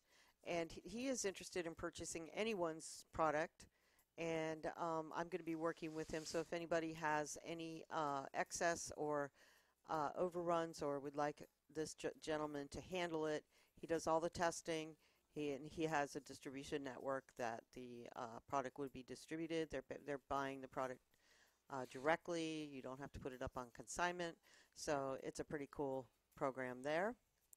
Also, nice little transportation service. Right now, they're only in the direct Bay Area, San Francisco, but they're called BASA, Bay Area Safe Alternatives, and they are doing a delivery service, so pretty much 7 days a week, and they also have a stand-up store, but I think the delivery service, with the lack of dispensaries, a delivery service is going to be a very important part of the future of cannabis. Another interesting product is called Stokes. I don't know if you guys can see this, but these are little tiny pills, and they're made with 5 milligrams THC per micro pill, and they're available in 100 milligram and 250 milligram bottles, and the uh, 100 milligram, 20 count bottles retail for about $15, and the 250 milligram 50 count bottle retails for anywhere, depending, I guess, on the strain, from $25 to $35. So a very good price point, no sugar, fat, or sodium. It's all natural ingredients, and you have controlled medication that way, that's where we need to go with this. There's so much unknown stuff, and they have a CBD brand coming out, so they have THC, they have hybrid, and they have sativa right now, and then a new CBD strain also coming out. So I really thought that was very interesting. Oh, more information on Seed to Seed. You get free product testing. You own your own product data. You set your own prices. You reach more resellers. They handle all transportation. You can establish your own personal brand. You get paid immediately. And for resellers, you can choose from a variety of tested wholesale products with access to California's premier producers. Secure and compliant online marketplace, and the purchases have ensured delivery. Dedicated relationship to the manager. So their trusted community of producers and resellers begins with you. I just think it's such a great thing. Okay, a fun thing you might want to do when you're down in the San Francisco area. It's powered by Green Rush Consulting, who is a consulting company that helps cannabis businesses, and they will actually be working with Peter in the future, we hope. Hopefully. Looks like they're going to combine forces on some of this. But they have a free grassroots first Friday of every month, East Bay First Fridays, and you can go and meet the East Bay's cannabis entrepreneurs. It's called the East Bay First Fridays Cannabis Social Club. I just think that sounds like fun. And you can go to their Facebook page with information on where it will be held each month. And their Facebook page is facebook.com/groups, East Bay Canna. It's all one word, East Bay, BAYCANNA. So they were another interesting group of people. Also, coming up in April from 9 a.m. to 6 p.m., the California Medical Cannabis Compliance Conference, Cannabis Resource Conference, 2-day information and networking intensive with a farm-to-table dinner reception sponsored by Women Grow Mendocino Chapter. That's Friday, April 8th, 6 p.m. to 10 p.m. is the dinner. The event happens 9 a.m. to 6 p.m. and on Saturday, April 9th, 9 a.m. to 6 p.m. Also, Cannabis Development is the second day, and that is going to be at Little Lake Grange in Willits. That's 291 School Street. For tickets and info on sponsoring or exhibiting, call Mendocino CannabisResource.com. So, I mean, this is just, and they're doing one in Texas too, a CBD conference also. I'm not sure when that's happening, but sometime in 2016. But this is how things are going to happen, folks. We're going to keep having more of these expos, more of these educational opportunities, more of these ways that people can get to know each other in the industry. Just to give you an idea on the workshops that went on, there was a congressional panel with Representative Dana Rohrabacher and Representative Earl Blumenauer. They discussed another group discussed California regulations. Legalization in California was discussed. Oregon and Colorado was discussed. Canada update. Tommy Chong did a great interview at 4:20 p.m. on Saturday. It was just wonderful. Almost it was his entire life history. And all this stuff can be found online at marijuanapolitics.com. They will be broadcasting all the workshops. On Sunday, keynote speech was delivered by Andrew Sullivan. Henry Wykowski discussed emerging legal issues and the 280E update. How to pitch your cannabis was also presented. Cannabis around the world was also talked about, and the entrepreneur panel was also there. Hey, you guys. Oh, is that what that is? Yes, Oh. we're having growling kitties I thought we now. had squeaky dogs. So that was a very good conference, very interesting, and it's the second year they've done this. Of course, Ed Rosenthal was there with all of his great books. One was called Beyond Buds, Marijuana Extracts. He's got another one, Grow with the Best, a Marijuana Grower's Handbook. Cannabis Now magazine was there. Freedom Leaf magazine was there. Leafly was there. let's see, who haven't we talked about? Tilray was a testing lab. They were there. Let's see. Weed Club, Cannabis Business Networking, and Investor Portal. Friends in High Places. They were supposed to be there, but I just see their ad. I didn't see them actually there. Let's see, what else? Did you have any comments to make about I it? always have comments. All right, well, and then Magnolia Oakland. Oh, yeah, they did the VIP party on Saturday night, and they had Del the Funky Homo Sapien and, of course, Rocker T, who performed last year as well. That was held at Pier 23. Pier 23, which is a great seafood restaurant. Oh, my gosh, we had our Valentine's Day dinner early Yes, we did. because that was just so delicious. The food was great. Let's see what else was there. Gateway, entrepreneur training, and I think that pretty much covers who all was there. I mean, it was a really good workshops. The best part was the networking. Oh, one thing I did want to talk about, a product that I'm excited about, is the Patron Precise Wax Oil and Paste Dispenser System. And I don't know if we can catch this on the camera, but this is it. And it is it's similar to the syringe that your full extract oil, your cancer curing type thing will come in. But what makes it different is that it's actually pre-measured, so you can't take too much.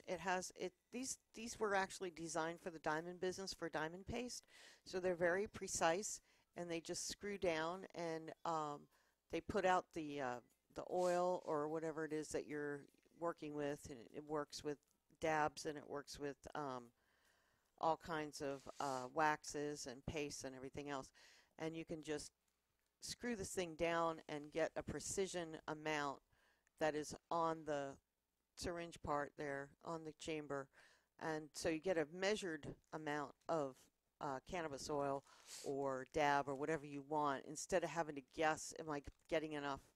You know, each one of these little teeny weeny tiny lines is one dosage if you're doing the full extract oil for a cancer treatment.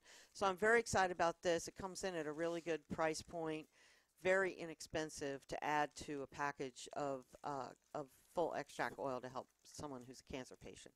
So that product is going to be coming around here. We'll have it here in the office if anybody's interested in getting one for their treatment of their cancer or other uses.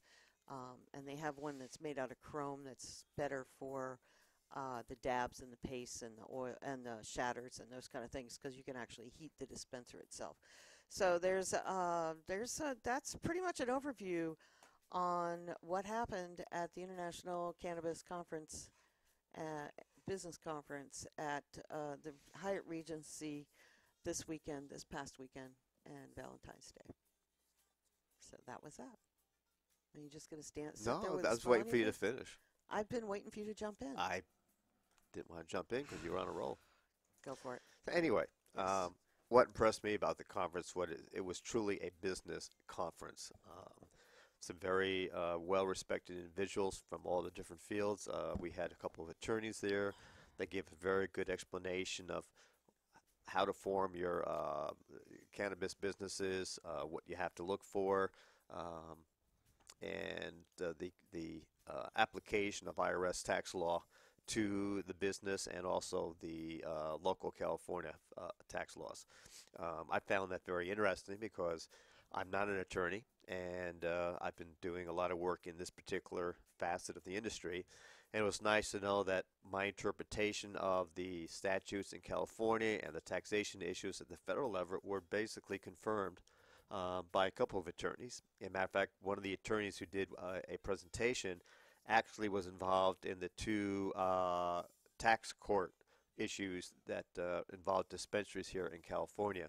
And so he has a very impressive record. And then we had an attorney, kind of funny story. I asked a question to this tax attorney. Actually, it was a criminal defense attorney regarding corporation use here in California. And that's what the word he used. So the term he used was corporation. And I raised my hand to ask a question regarding the appropriate corporation to use here in California, which is called a mutual benefit corporation.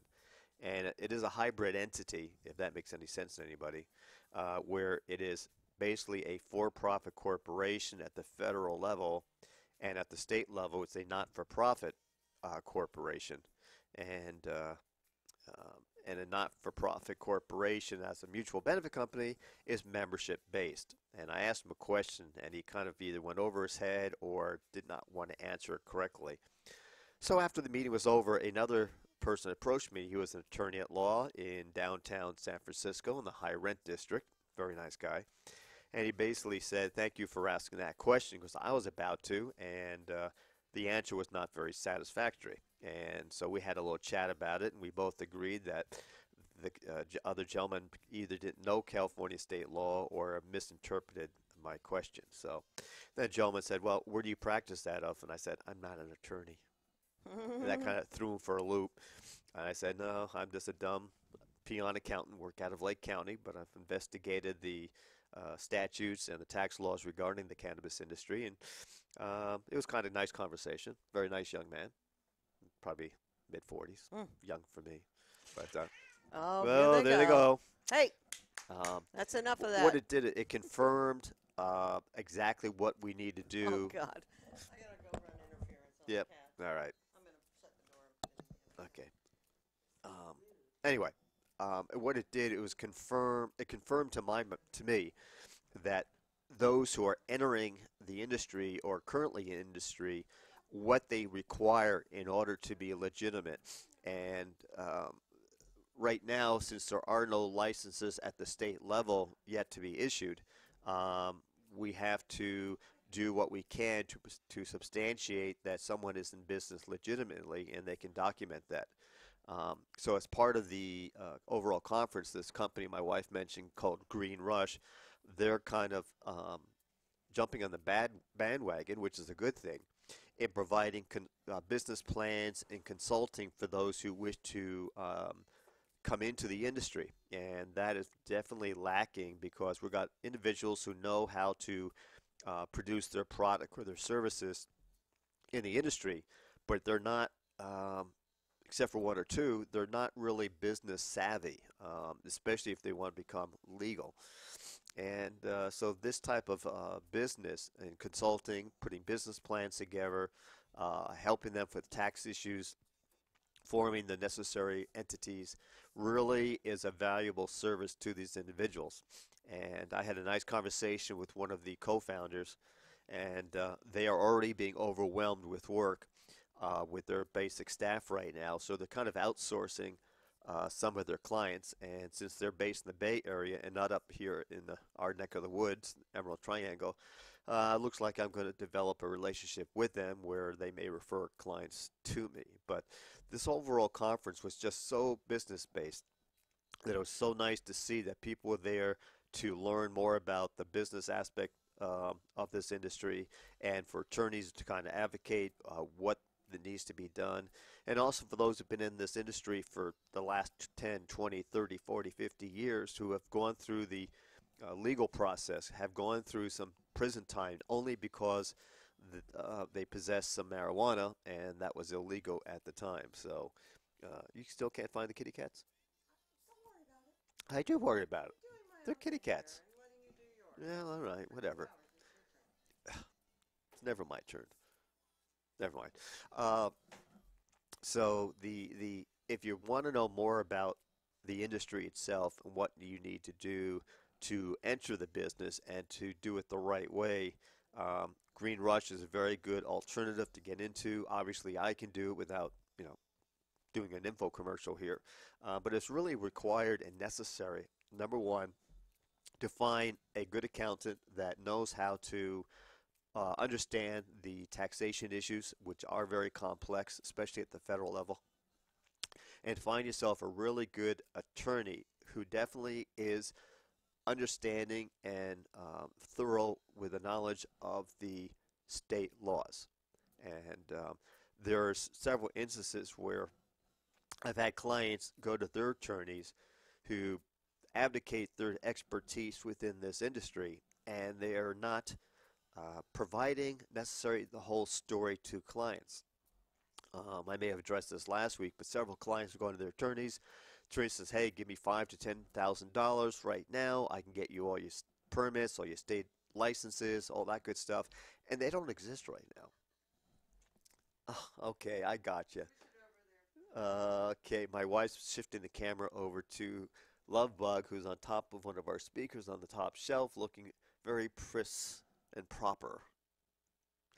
So let me know when you're doing that. No, I got a small delay here. Now she says, I'm camera shy. I'm getting out of here. So, okay. Well, anyway, as I continue here after being interrupted by kitty cats, that's all right. I know. That's fine. I can talk while you're throwing pictures. They're more beautiful than I am. So, anyway, what I'm getting at here, if I can remember my thought, is a lot of the attorneys are jumping on the bandwagon to generate some revenue and new clients. There she is. And I won't say they're trying to mislead you, but they really cannot provide the services that they say they can. So you need to ask a lot of questions when you're to your attorney or when you are seeking an attorney. Sorry, folks, I've been sick, so my voice is kind of going. So here's the status. And I addressed this last week, I believe. Right now, there are no state licenses ready to be issued. There is no application ready to be received or to be completed. That won't happen until 2018. There's a very long process that each department of the state has to go through, including public commentary and final approval by the Department of Consumer Affairs. So any attorney that says he can get you a license right now is misleading you. I'll use that term. So you need to find a good attorney that will absolutely tell you the procedures that will take place. Now, do not give anyone money up front. Right. Now, I had a client come in yesterday who is incompliant, meaning he has a mutual benefit corporation. He is trying to follow the laws as they exist. But part of his compliance issue is getting a resale permit license from the Board of Equalization. And we had to explain to this person that if you're selling to dispensaries, it's a wholesale transaction which is not subject to sales tax. The dispensary then charges sales tax to the consumer. However, if you're selling product to a patient or to other legitimate entities or individuals, you have to charge sales tax. It's a taxable transaction. So if you're selling something for $100, you got to charge an extra 7.5% on top of that. And the Board of Equalization is now putting for better choice of words, a task force together to monitor this and to ensure that everyone is paying their fair share of sales tax. So there's ins and outs of this industry that a lot of people are not aware of. So you need to find yourself a good accountant that's familiar with the taxation laws, and a good attorney can explain to you the exact process of acquiring a license. So that was a lot coming out of the seminars or out of the conference itself. But overall, I was very impressed with the professionalism of each company or booth. What? He's up in that corner. Who's he? She? Big Orange. Oh, Big Orange up there? How the hell did he get up there? He has his way. Oh, there he is.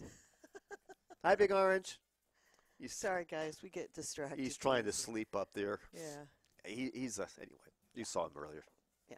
So, for once, I went to a quote seminar, conference, meeting, where it was a true professional business conference and not a bunch of people trying different product and going and indulging. Exactly. I did want to also mention Dr. Asim Sapal from Oaksterdam University. We had a good talk with him. He's extremely interested in learning more about the full extract cannabis oil. So there could be a breakthrough there as far as getting educational information out to people about the oils and the different delivery systems. And not to toot my own horn, may I? Yes, of course.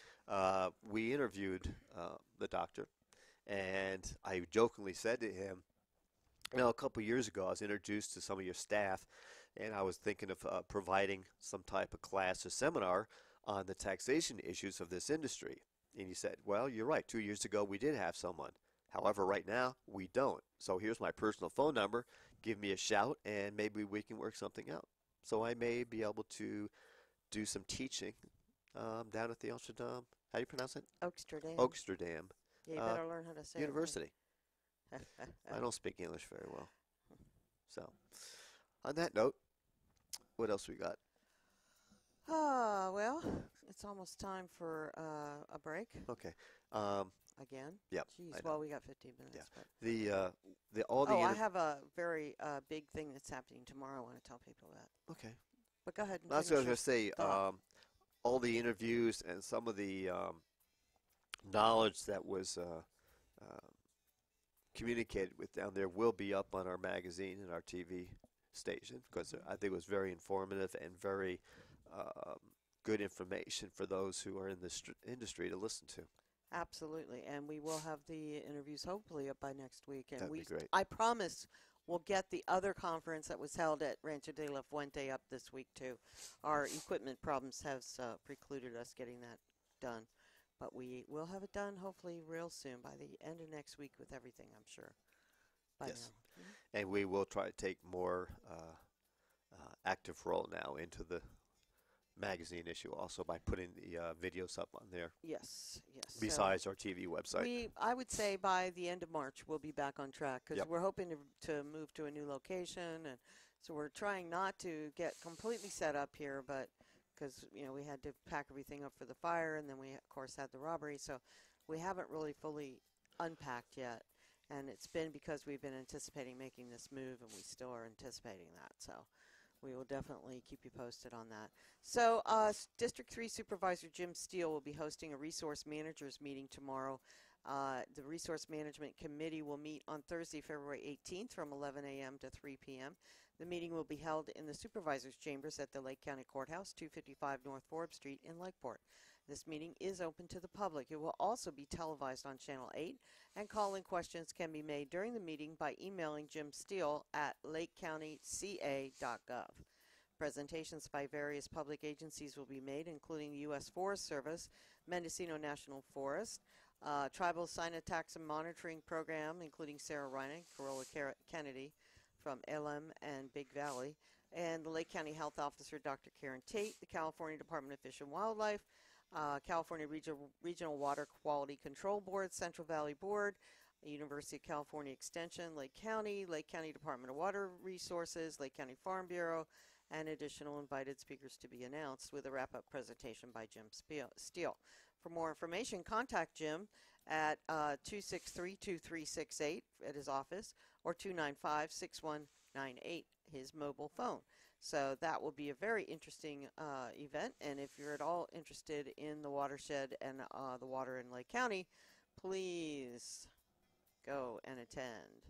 It will be tomorrow between 9 and, from 11 to 3 p.m. at the county courthouse. And the other day I was stating that Mr. Steele, after having been elected, was maybe taking his job a little bit too easy, and obviously I stand corrected. He's still being very involved in the community, and which is his job, and I think that was what he was campaigning for.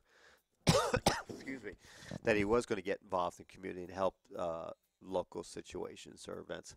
So kudos to him. I was wrong. I'm glad to see I was wrong. So I'm wrong occasionally. Occasionally. Yeah. Not very often. Yeah. So on that note, got some good music lined up? I will in a minute. Okay. We're not ready Just yet. asking. We got 10 minutes I know. here. Just asking. Let's see what else I got here. As everyone knows, tax season is in full swing.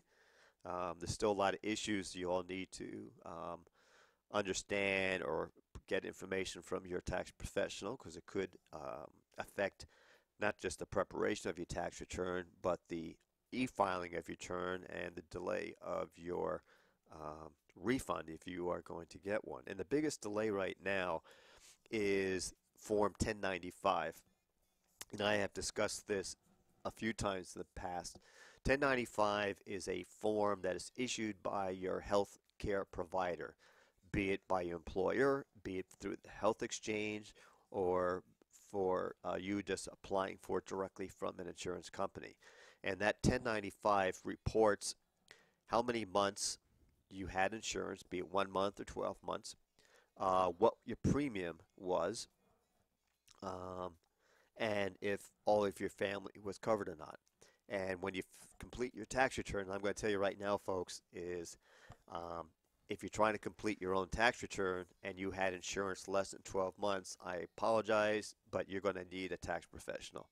It is that confusing with all the Really? forms. Yeah, it is. And that's not a commercial, that's a fact of life. And you got to be very much aware of that. So if you don't have your 1095, you cannot file your tax return. Simple as that. And I've had to inform clients of this, and they've had to call their insurance company up or their employer up, and they say, "Oh, we're not sure about that." So you really need to follow up on that if you've not received one yet. There's different versions: 1095A, 1095B, 1095C. Each one is based on how or where you how your insurance was generated for yourself.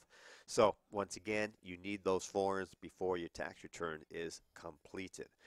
Also, I think I mentioned this last week, if you had losses due to the Valley Fire, you, depending upon if you're reimbursed by FEMA or not, depending upon you're reimbursed by your insurance company or not, you can claim a property and casualty loss.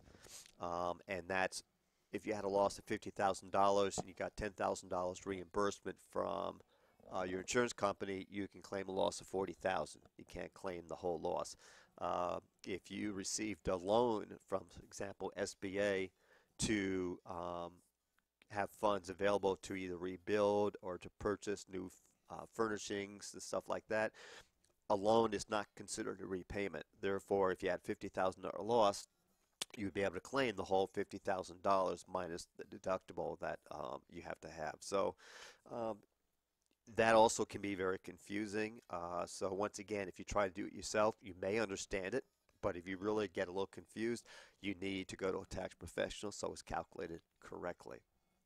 If you, no matter who you use, make sure they understand how the loss is calculated. Make sure you understand how to calculate the loss. And some companies have said, it's not worth the time and effort to claim the loss. And I had one client that was a little bit upset over that.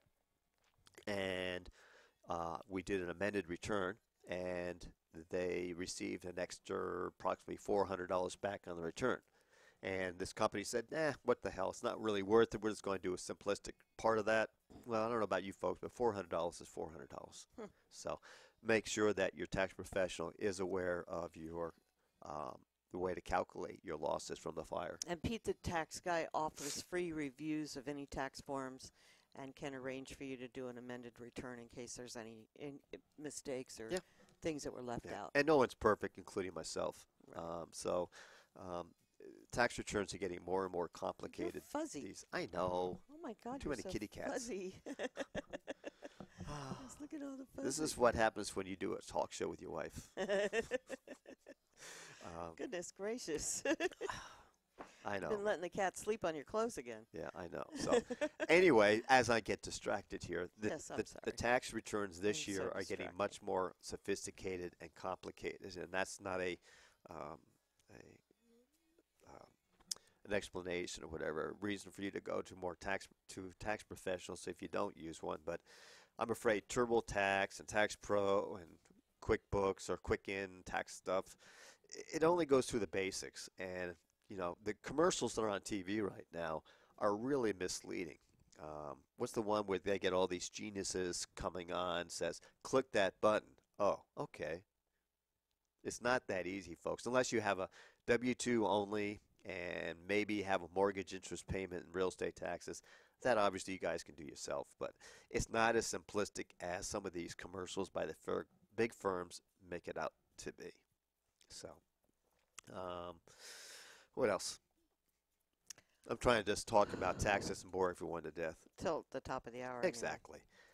Here's something interesting, and I don't know how to pronounce this name.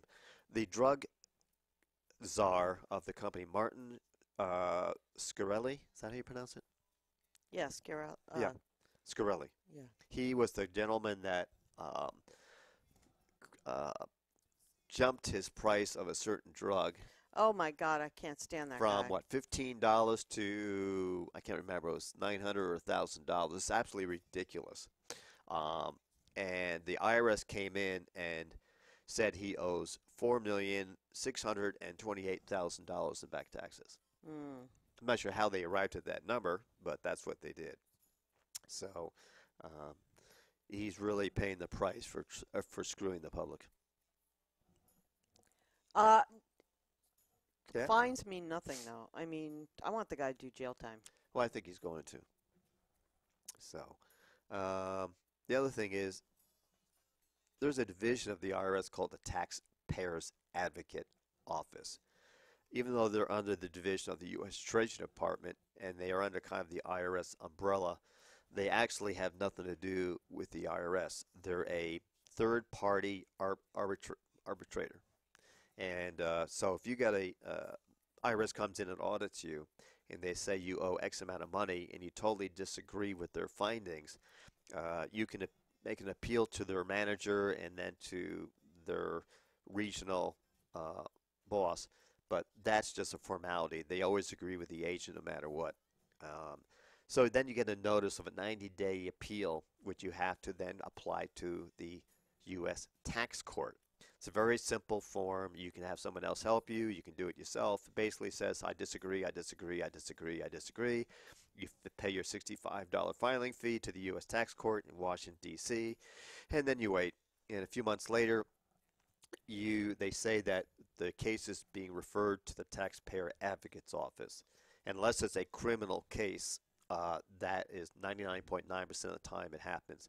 And the Taxpayer Advocate's Office is, as I said, is a non-biased department that looks at all the facts of the audit, the IRS facts and the taxpayers' facts. And they can negotiate a reasonable settlement between the two parties. Sometimes the taxpayer wins, sometimes the IRS wins. It all depends upon the documentation you have and the interpretation of the tax law. But in many cases, the advocate will review all your facts, ask you some questions, and see if you have enough documentation to support your position. And most of the time, they will cite on this to the taxpayer story. And that doesn't mean you may not pay any taxes, but your tax liability that's been assessed could be minimized. And the reason I say this right now is that there are being public hearings regarding the Taxpayer Advocate's Office, and these public hearings are open, obviously, to all the public. They're being around the country. Obviously, they're in mostly the bigger cities. But what they're trying to do is get more input from the public on how the Taxpayer Advocate's Office should work, how they can streamline their processing, and how to better represent the public, at least from a procedural point of view. And it's a very much of an unknown department, and I guarantee the IRS never tells you about it if you're being audited. But it's a really good department. They actually have a form called a 911. So if you're under immediate threat of a levy or a garnishment, and that where you've disagreed with the findings and you have not understood the procedures to challenge that, you can fax them a 911 form, and within 24 hours, someone from the advocacy's office will call you, get the facts of the story, and they can actually put a hold on any collections process involved. And then they'll set a date and a time for you to come in and review your audit work. So, Okay, I got some breaking news. Okay. Let me find the actual news story itself. Royal Air Force jets sent to intercept Russian bombers headed their way what? to England. Yes, No way. way. That's This is BBC coming from too. the BBC, dear. That's serious. So I wanted to get a good source. The jets were dispatched from the RAF Coningsby in Lincolnshire on Wednesday afternoon following the security alert. They were scrambled to intercept 2 Russian bombers heading toward UK airspace, according to the Ministry of Defense. An RAF spokesman said the situation was ongoing and was not uncommon. They have typhoons up on a quick reaction alert, he said. The UK's airspace extends 12 miles from the UK coastline. They have intercepted Russian military planes 6 times in the past 12 months. In November, 2 Russian Tu-160 Blackjack bombers were escorted by Typhoon jets after being detected flying over the Atlantic.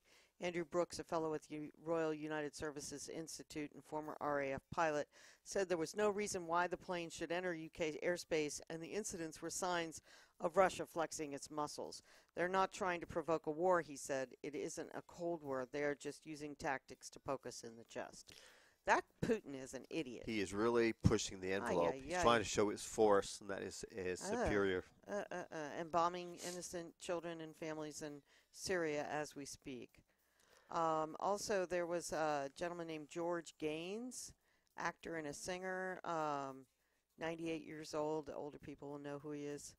He starred in Punky Brewster and Police Academy. Yeah, okay. Recognize him? Oh, yeah. Yeah. Well, the touch screen's driving me crazy. He played Commandant Lassard in Police Academy and the foster dad in Punky Brewster. He was 98 years old. God bless him for living a long and hopefully happy life. And all of our condolences to his family and relatives and friends. Let's see. What else is going on? How about the new Tesla? Oh, the Let's talk about that one? real quick, and then we'll the $1,000 one. We'll talk about that real quick, and then we'll look. There's $1,000 one. Yeah, there you go. That's what you're going to get. They partnered with Radio Flyer, and they made a pedal powered Tesla. But yeah, the Tesla Model S. It's and the Radio Flyer model is $500. But the Tesla Model S is supposed to be a more affordable. Well, I was hoping they'd have something about the actual Model S. All they're talking about is the Radio Flyer version. That's kind of cool, actually. Yeah, they're saying after your deductions and everything with the Tesla, if you buy this new model Tesla, the Model S, it'll come in at about $25,000, which is just perfect. You know, I mean. You can't beat that for an all-electric I think that's car. before the rebates or after the rebates? No, that's after the rebates, right. Yeah. So, not too shabby. They're finally getting the prices down. So, let's see what else is in my news. Vanessa Hudgens is an actress that's under investigation for alleged vandalism in Sedona, Arizona. She carved her name into a freaking rock in Sedona. What is wrong with people? Just because you're an actress does not mean you have the right to deface a historic monument. It's a whole $100 fine. All right. Stop thinking you're so much better than you are, folks, and don't destroy our environment just because you want to let people know you are there. Not good. Okay, I think that's everything I think it's for time now. for a break. Except Paul McCartney was snubbed at Tyga's Grammy party. I mean, these young hip-hop guys, really? Sir Paul McCartney, one of the greatest artists in this world, was denied entry to Tyga, this little rapper who's like a nobody, know nothing. He has an after party after the Grammys, and he turns freaking McCartney away at the door. I've never seen anything like that. What's our world coming to, folks? Okay, so we're going to go on to some music if I can find some, considering I didn't load anything in yet. Give me a couple seconds here. Why don't you chit-chat some more? You haven't said enough today. I have. You've been hogging the conversation, which is fine because my voice is going. I've just been trying to keep people updated on what's going on around the area. No, I think that's good. Because we do need to do that. Yeah, I think our show's going to change a bit where the first hour we're actually going to go into the local news. news. Instead of just BSing about stuff, you know. Well, people like that sometimes. I know people like our banter. We could still have our banter, but it's so much nicer to have banter included with the news, local information, news, updates, etc. Right. So, and then hopefully we're actually considering, once we relocate to our new digs, doing maybe a daily show, you know, just having a quick maybe a couple of different hosts, not just us, but 4 or 5 different people that will do like a TMZ kind of thing where we talk about the different stories that are going on and maybe show some videos and stuff. So we're working on something along those lines. There's also a couple other people interested in doing some shows that hopefully will come through when we move. We're probably not going to start any new programming until that point. And hopefully we are still in the running for that building since we haven't heard from the realtor in forever. Yeah, we are. So, It's been on the market for how and long? I'm not taking anything for granted. We need to call them today, okay? Yes. If you don't mind. Yep. I would appreciate Yep. it. Yeah. Even though he's vacationing in Hawaii. Oh, poor guy. Realtors never have any time off. No, you can't. If you're a realtor, you got to take care of your customers. It doesn't matter where you're at and whether you're on vacation or So not. as I was saying, the first hour we're going to try to report on the local and regional news. Second hour, hopefully we'll have a really entertaining guest. Yep. And the third hour, we'll just... If we don't have another guest, we'll go into politics and other stuff. Because this hour I'd like to focus on the election, on Justice Scalia, the issue with that, and other upcoming political fine with me. things. I can just continue doing taxes while you Oh, talk. stop. Okay, so we're going to take a quick break. We'll see you back in a few minutes. This is Lake County Magazine Talk Show, and I'm Terri Larsen. And I'm Pete the Tax Guy. And we'll see you in a few. Bye-bye. Bye. There is no nutritional or environmental benefit from either growing or consuming GMO. You would about to say, yeah, this is a blessing. Okay,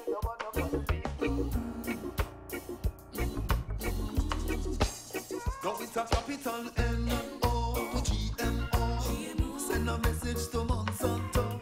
N-O to GMO. Say no. I tell you say N-O to GMO. Send a message to Monsanto. And also we want food to grow. Everybody say no. No genetically modified organism. We don't want that kind of food in our kitchen. Roast corn from the cup, finger licking. Give me the original, give me the real thing. You don't want no GMO in our shopping. You don't want no GMO in our cooking. Tomato, in our squash and pumpkin. My medicine is my food is my medicine. N-O to GMO. Send a message to Monsanto. N-O to GMO. Say no. I tell you say N-O to GMO. Send a message to Monsanto. And also we want food to grow. Everybody say no. Big money corporation. Them own the seed and the land where it grow up. Yo, they've got a plan to control the food that feed the whole population. Scientists mix and splice DNA. They make a new breed of seed every day. Imagine you a eat a potato spliced with big DNA. Imagine you a eat a tomato spliced with cow. They don't care about the side effects. They don't care about what comes next. Say N-O to GMO. Send a message to Monsanto. N-O to GMO. Say no. Let tell you say N-O to GMO. Send a message to Monsanto. And so we want food to grow. Everybody say no. Them millions of dollars don't make no sense in the natural laws. Them go against. Wake up people, make we protect we health from them biological experiments. Oh, Frankenstein, you Franken food not safe for human consumption. No. Studies have shown that genetically modified foods contain some new and unknown toxic substances that has never been present in nature before.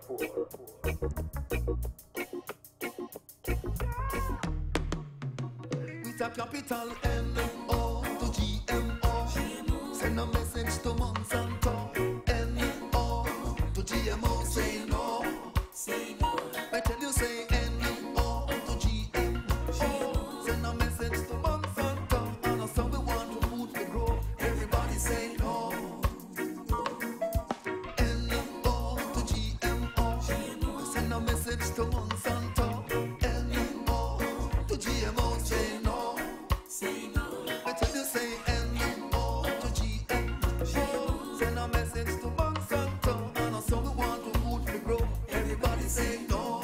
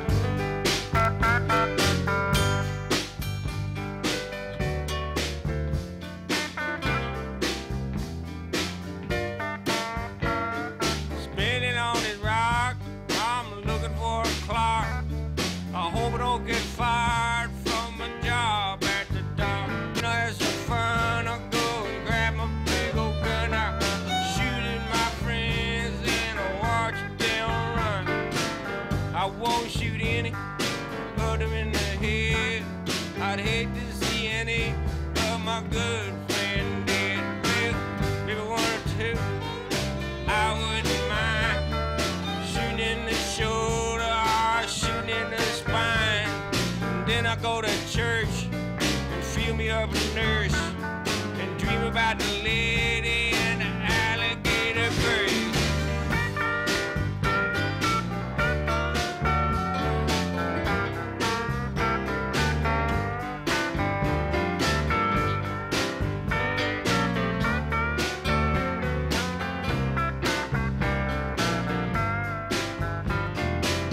My wife left me so long ago.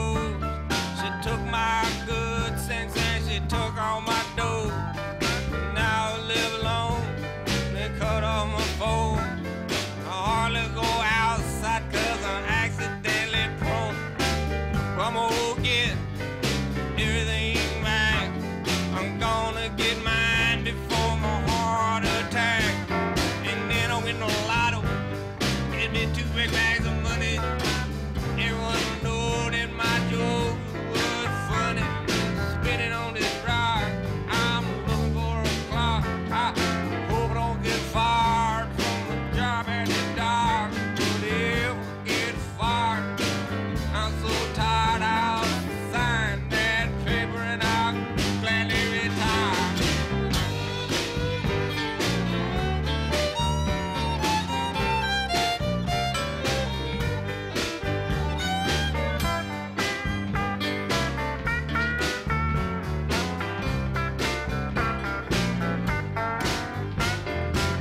I ain't bitter, but things could be better.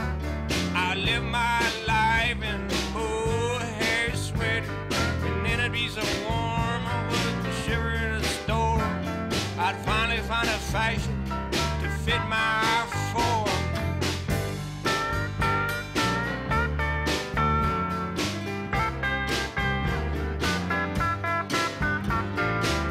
And that's all I got to say. I done my talking for today. But when you walk around it lonely old town, see an old man and he look down. Just remember that he is you. You don't know his name and they don't know you. I'm spinning on this rock. I'm looking for a clock. I hope I don't get fired from my job at the dock. If I get fired, I'm so tired I'd sign that paper and I'll gladly retire.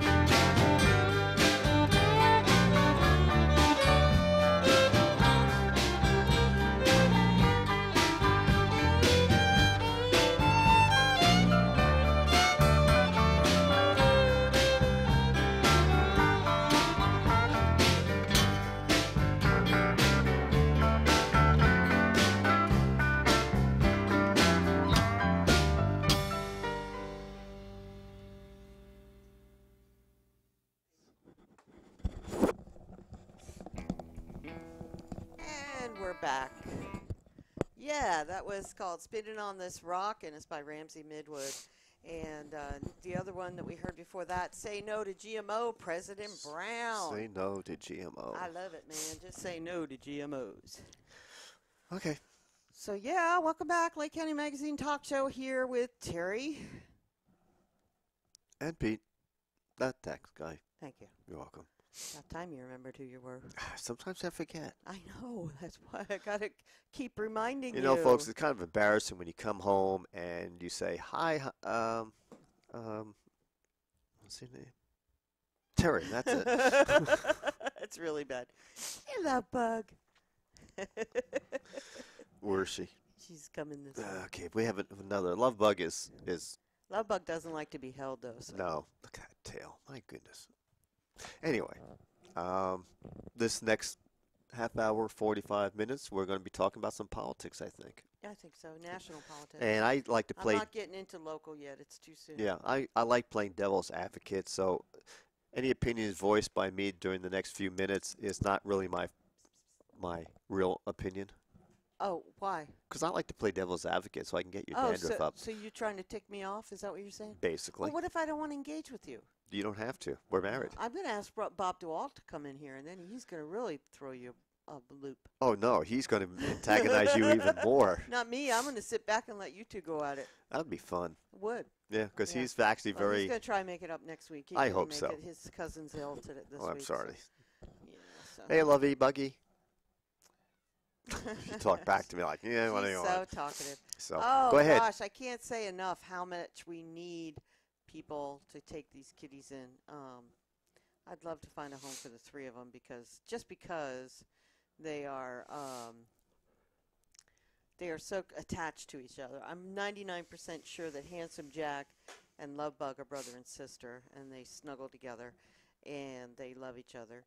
And also, Shy Guy, who's I don't think related to either one of them, is like best friends with both of them. So, the three of them really are a great little team and probably could make some good barn cats. They don't necessarily have to be indoor cats, but they have all been fixed. All of our kitties have all, thanks to animal control, they have been fixed. So they are definitely looking for new homes and new loves for their forever homes. Yes, they are. They're really sweet. Anyway, we did want to just tell you a little bit about the nonprofit that we formed for the cats.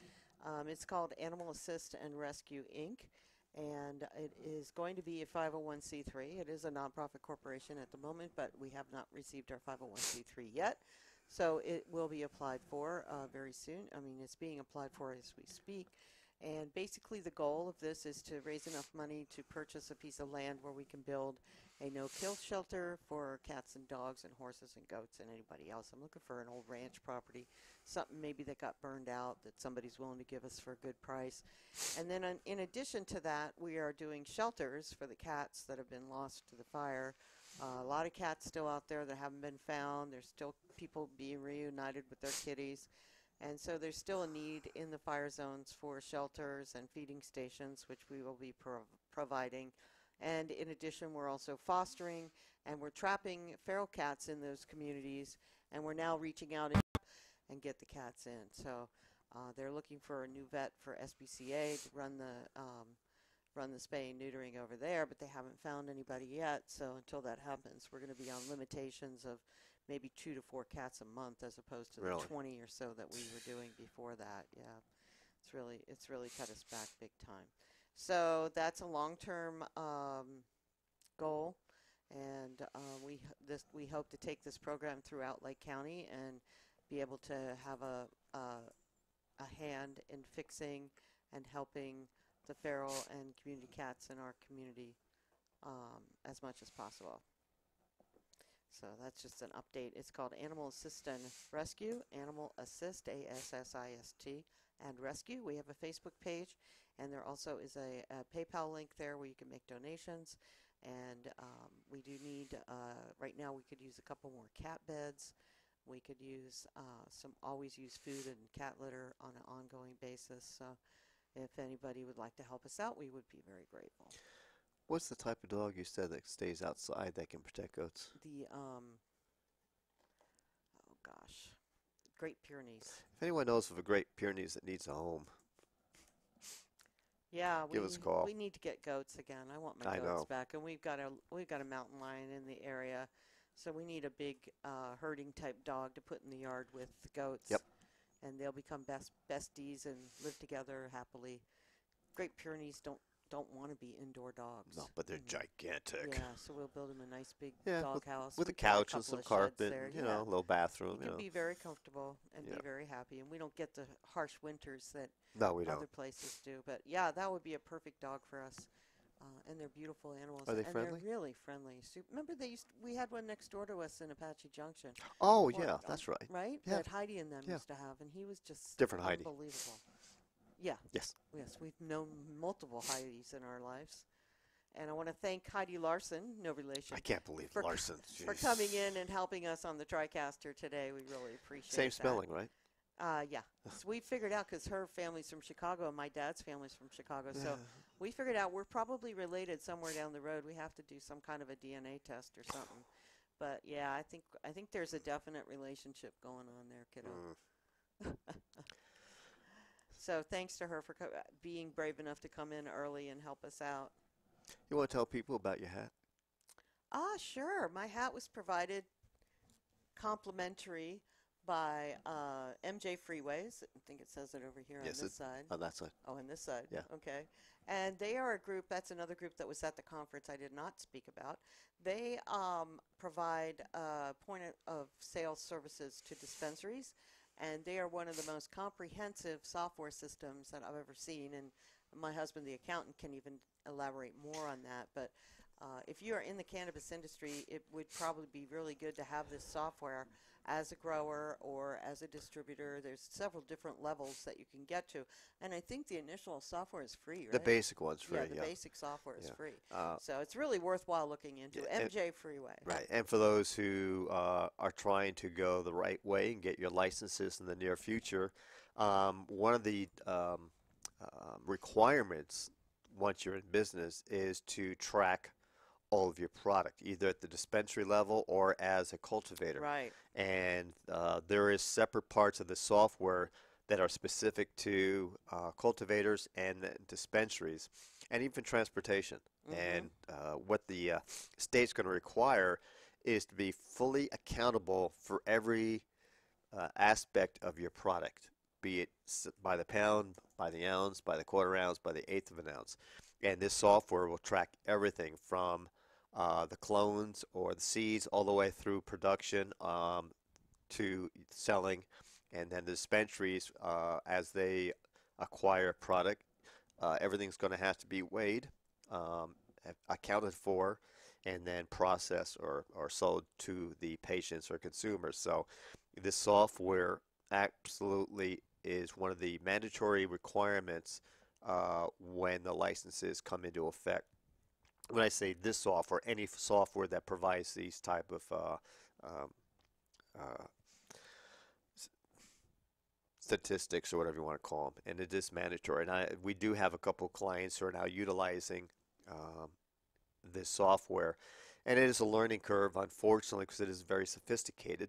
And what I was recommending to the people at the booth was they should supply a individual or individuals to go out to the location of the purchaser, the customer, and actually help them input the information. Because one client I have now, they're so busy, they don't have time to input all the product, all the inventory, who it's being supplied by, how it's broken out, to actually go out there and train and have people input the statistics for them. And in the restaurant hospitality business, we have lots and lots of people who provide POS systems or point of sale systems, and they actually do that. They'll come out on site, not only train, but help them put the information into the system so they can track everything. So I hear a meow. He's on the other side of the door trying to fight his way in. So, any hoot. They seem to be nice people.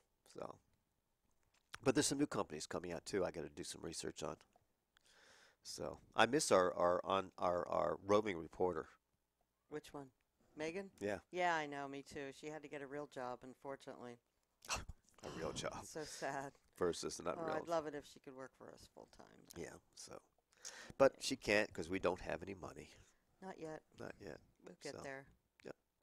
We will get there All one right. day. So politics. Yeah, you ready? Yeah, go for it. Me? You're the one. Political pundit. I'm what? You're the political pundit. Pundit? Yeah, pundit. Is that an insult? P-U-N-D-I-T. Yeah. Is that an insult? A pundit? Or does that mean I'm an authority? It means that you're someone who speaks on stuff. Gotcha. So am I an accounting pundit? You're a political pundit too. Okay. I think. Okay. Anyway, go ahead. let's start off with Justice Scalia. Yes. Unfortunately, he passed away. Now, all the right-wing conservatives are putting out rumors now saying that he met with Obama when he was in Texas. What? Yeah, before he died. Secretly met with him. So probably Obama killed him now, right? Maybe he was assassinated. Who knows? But there was a pillow found near his face, and they said last night, well, the pillow was above his head, not over his face. So. Okay. Yeah. So anyway, what bothers me about that is that there's such a discussion about whether Mr. Obama should be able to nominate a new justice before he leaves office, which will not be until January something in 2017. I mean, it's not like he's leaving next week, guys. He's got plenty of time to do this. So I just don't understand where this comes from. Well, as Trump said, and you got to give him credit for this. I know you don't want to, but you have to. He basically said that the president has not only authority but has the right and should nominate someone, no matter if his term is ending, no matter if it's first year in his presidency or whatever, and that is up to the Senate within the guidelines, the rules of the Senate to either approve or not approve the candidate, and then start negotiations. So the system should work itself out. So there's no Obama, if he feels he has a qualified candidate, he should be allowed to present that candidate to the Senate for approval and let the process take over. And the problem is it's still a political battle instead of a what they call it? I'm sorry, folks. I'm brain dead today. A non-biased discussion by the Senate, but the Republicans. Nonpartisan. Thank you. The Republicans control the Senate. Therefore, do you really think that a nominated person is going to get approved?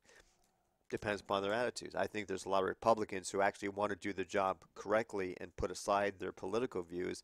And if there's a candidate that's reasonable for both sides of the fence, that he or she could be approved.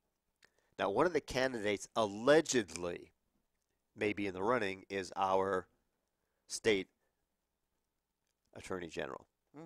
What's her name? Kamala Harris. Yeah, and that scares the blankety blank out of me. That is scary, especially when you think of she's the one that sat down with all the sheriffs in the state of California and taught them all how to use forfeiture as a method of getting retribution in drug cases.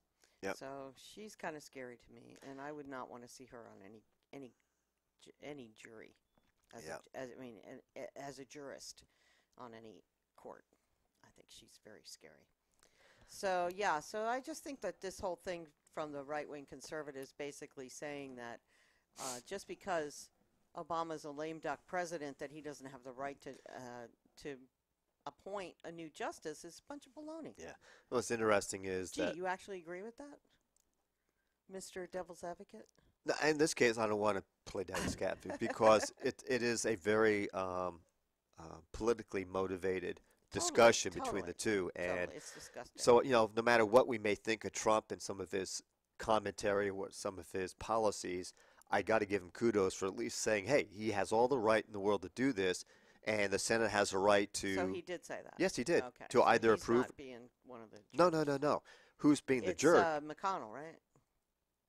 No, well, no. I'm saying who's being the jerk is Ted Cruz. Yeah, but also. And that what's the head of the turtle? Yeah, McConnell. Yeah.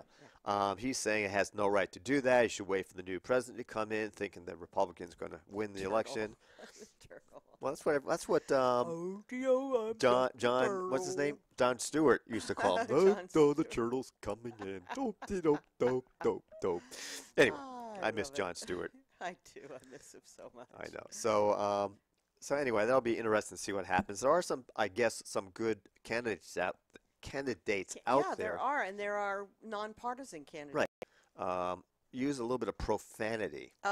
Well, he repeated what another woman Right, had exactly. And he says... Boy, did he catch hell for that. Yeah, he did. But he says, well, I didn't really say that. The media's taken that out of context, and the words I used really weren't that bad anyway. And everybody's been spanking him. Yeah, but he came out and said, no, I have a potty mouth when I'm in business times, but I got to control myself during the political campaign. He's so learned, he's learning. He's mellowed out his rhetoric to a certain extent. That's good. Yeah. So the other thing I think we need to talk about, and I may be wrong because I don't have all the facts because I don't follow a lot of prior history of the candidates, but Hillary, my favorite person, that is being sarcastic. Not. Came out the other day, I don't know if it was yesterday or the day before, with all of a sudden out of the blue, I could say all out of the black, but I'm maybe people misinterpret that. Right. This millions of dollar plan of hers to help not just the economy, but the racism within the law enforcement for the African American community. Now, Okay. number one, I've never heard this before from her as a campaign issue or one of her goals as president. And it just so happens that in South Carolina, where the caucus is about to meet, that 50% of the voters are African American. I don't know if that's the right number, but that's what the media is reporting. So she's kind of How adjusted. convenient. I know. So Yeah. she's kind of like adjusted her promises in her campaign to side with the African American community so she can win the vote. And right now, according to the polls this morning, Hillary has a 48 to 32%, something like that, lead over Bernie Sanders in the state of South Carolina. Yeah, she's winning So pretty big. I'm not sure how much of her. She's been spending a lot of time in New York during this time, Yes, she too, has. which I think is really unusual. Well, because there's a hefty African American population there too. True. So she's going after the minority vote, which I have no problem with if that's what she wants to do. But don't come up with a new gimmick just because a state has a specific percentage of minorities in it. I mean, put out I your. really think that's what she's doing. Yeah, I do actually. I do So because she's saying to herself, well, South Carolina has a lot of black voters, so I need to start putting on Yeah. a Southern accent and right. And remember getting that out the soul food. exactly. And remember, she has a very minor following of young adults and younger women. And they're more towards the Bernie Sanders side because he's more of a progressive, non-politician type person. It's like the 60s. And he's a little nicer, too.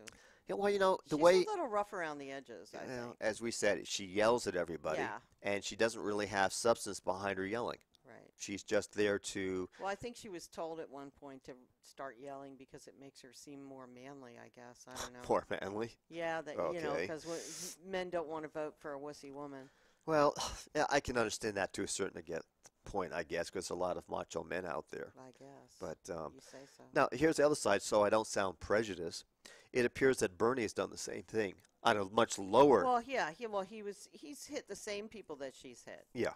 Yeah. Yeah, so he's vying for the vote too, but he has done it in less flamboyant style, I Yeah, think. he does it much more low key. Than Right. she does. And now in Nevada, which is Nevada, which has their caucus, I think 3 days after South Carolina, they're almost 50-50, Sanders and Clinton. I think Clinton has It's 46 to 47% or something. no, 51, 48, 50, 49. Nope, neither one of them had over 50%. Oh, it's 48, 49, 49. 48, 47. Okay. Anyway, I've specifically noticed that because I thought it was so odd that there was enough undecided to take it out of the 50% range. I've, as usual, been corrected. And rightfully so. I happen to be paying attention That's during fine. that segment. You're just lucky I was paying attention. Yes, instead of playing cards on your computer. Shut up. You know what it's like sitting That's at really home? not right. You know what it's for you to like do sitting that. at home at night and you're trying to relax and have a conversation That's how with your I wife relax. I can talk perfectly. as I'm working away, doing Yes. spreadsheets, Well, that's and you. You choose to work after I have hours. no I choice. keep telling you not to. I have no choice Yes, you at this do. time of You year. could work longer hours here. You don't let me. Honey, it's 4 o'clock. The Can we whole go home point yet? of going home early Can we is go so home you're yet? not working all Can we go day, home yet? And then you go home and work Can we home all yet? night. Stop. Because you don't like staying Stop. here late. I don't like having you work all day Okay, and well, all night. You're going home early today, right? Yes, I am. Okay, you're going to make dinner tonight? I'm going to go get the net so I can catch Grumpy. Good luck. Yeah. You going to make eggplant Yes, parmesan? I am. Good. Are you going to clean up after yourself? Don't I usually know? Yes, you do. Okay. Anyway, back to politics. Hey, I want to say one of my one of our good friends just made a posting that they were splitting up with their wife because he can't take her housekeeping anymore. Oh, really? And I say to myself, no, don't be so bad about it. You know, it's not a woman's place nowadays. It takes two. Everybody has to help each other. Yeah. Don't you think? Absolutely, yes. Yeah. Yes, absolutely. So, We share the load. I mean, you do certain things and I do certain things. Now, granted, you probably do a lot more stuff than I do because you are really much handier around that area. But I try to do the stuff that you don't do, so that we're at least working together and Yes, getting dear. things done. You know. I don't call myself a neat freak. However, No, you're not. You're very, very cool to live with. I just like things somewhat organized. Yeah, Yeah, and so- I've learned how to keep you happy over the years. Yes, you have.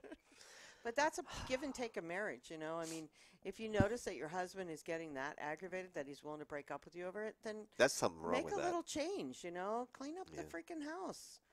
It's not that hard. If you have a problem with it, then call a couple of your friends and say, "Hey, let's have a party. I need to do something here because my man's getting miserable." Let's have a cleaning party. Yeah, I would do that. We actually have a friend that helps us out the house when we have to go Oh, away. yes, and she's Talk so about it. wonderful. Oh, I'm almost embarrassed to have her come over because you always find something to clean. No, but I thank her so much because it's stuff that we just don't have the energy or the, Or the time, time. to do. At our age, it's just getting harder and harder. And it's now. nothing filthy, dirty, disgusting. It's just, we tolerate it until it gets bad and then we do it ourselves. But Except she did help us with the fridge this time. still looking And for the somehow the shelf that goes on top of the drawer, Is glass missing. shelf, is gone. So It's not in the we gotta get a garbage, hold of her. it's- Did you send her a text? No, I don't have her. Oh, number. that's right. I gotta call her. Yeah, so so I'll it's- find out where it is. It's but kind of weird, but that's okay. it So really was. anyway, back to politics. Yes, dear. Anyone watched the Republican debate last Oh, what a bunch Saturday of night? children. Oh my God! I know, felt like I was in grade school. It's horrible Except grade when school kids behave better than that. yeah, it's pretty bad when people who want to be president of the United States, commander in chief, lower their themselves to literally yelling and telling everyone they're a liar, telling them they're untruthful. Unbelievable. One thing I did, trash. I mean Trump. That was accident, by the way. Sure. Trump was making not accusations, was stating that the two Bushes who were presidente really were not that good. They went into wars that they shouldn't have been into, Which is that the- true. I mean, let's face it. And that's why Donald's basically saying, what, we want another Bush in the White House? Right. Well, he was basically, quote, dissing the Bush family. And Jeb Bush's response was, this campaign has no business you trashing my family. That's my family, not. And I'm like, dude, they're both in politics. They were both president of the United States. That's part of the world that you have to deal with. It's not like he's attacking your wife. So I have to give Trump a little bit of credit again on bringing up the issues he feels that were wrong. And Jeb Bush, who I think is a nice guy, I guess, not that I've ever met him, basically started saying, you're trashing my family. And he wasn't. He was trashing the two ex-presidents of this country. So, and then, of course, there's Ted Cruz, who basically lied during the Iowa caucus, telling everyone that Ben Carson was no longer running and told them to vote for me instead. And there's some other issues. So Mr. Trump was really getting on his case too, and on Rubio's. I mean, it was just everyone was attacking each other, and it was really almost like a schoolyard fight. Everyone was yelling, everyone is accusing everyone of everything else, and it did not make them look very professional by any means. Even Hillary and Bernie, during their debate, they stick to the subjects, they agree to disagree, and there's really no taunting or unsupported accusations that occur. Agreed? Agreed. Agreed. And oh, by the way, folks, the Justice Department of the United States of America came out with some more information regarding Benghazi and the email fiasco of Ms. Clinton. And I guess they released, I can't remember how many it was, 80-odd additional emails that she had on her private server that were, quote, classified information. Now, normally I would jump on the bandwagon on that and say, see, she's lying more and she's not telling the truth and she's covering it up. But these emails were not confidential or not security based initially, but they became so after the fact. So now it comes to the point was Hillary's judgment now being questioned? Not the fact that she hid classified information on her server. I don't think she intentionally hid anything. I just think she was being stupid. Well, do you want a stupid and president? lazy. No, and I don't support her for president anyway, but Well, what I'm saying here, though, is that I don't know what the language of the emails were. I don't know how they went from basic to being classified, but they had to have some basic information to show that there was intelligence reports. And I consider her using bad judgment in how she treated these emails, which I think is more hideous or more detrimental. Insidious. My vocabulary is not very good for being a somewhat educated person. it's the brain damage. Yes, I blame it on that. We have to. And I may have more brain damage. We'll figure it out. Yep. Anyway, I think a person who's running for office, I think having poor judgment is almost as bad as lying or doing a cover-up. Because if they're going to be controlling commander-in-chief and having to make some very tough decisions, if they don't have good judgment and a practical application to come up with good judgment, I think we're in trouble.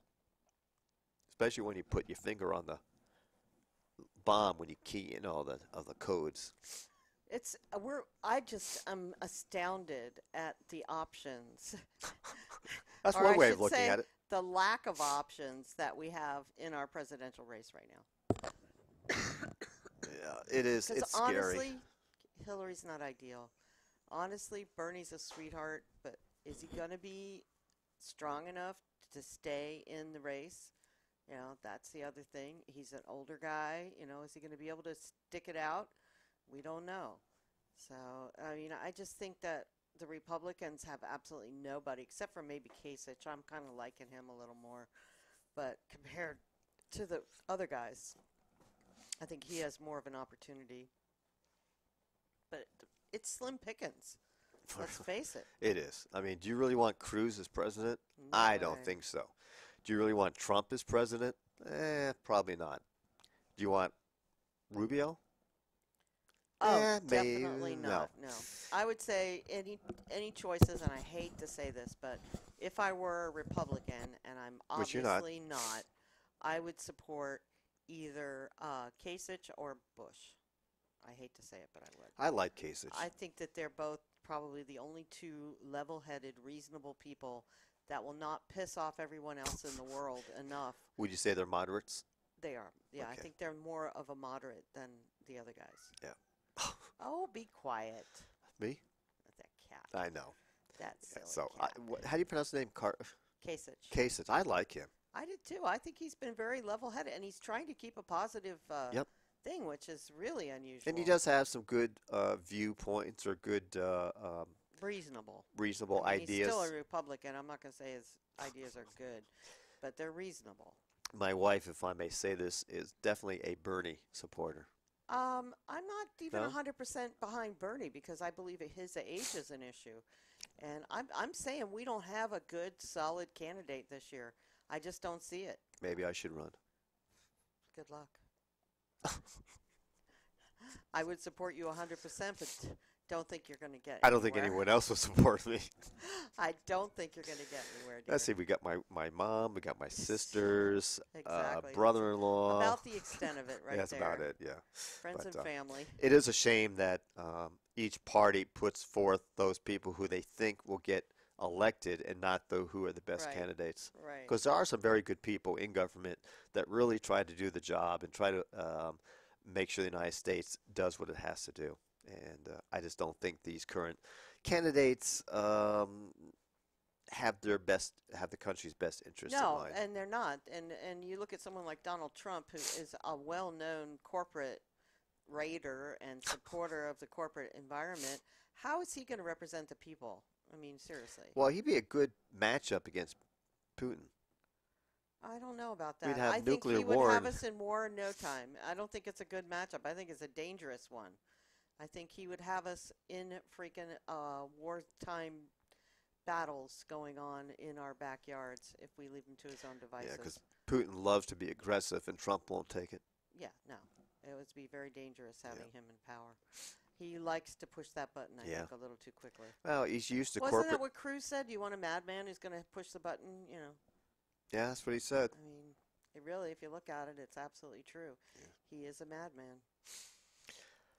So Yep. that's where that's at. Yeah, so I mean, that's just my personal opinion. I can't say even my husband agrees with it, but I think that America's in big trouble, personally.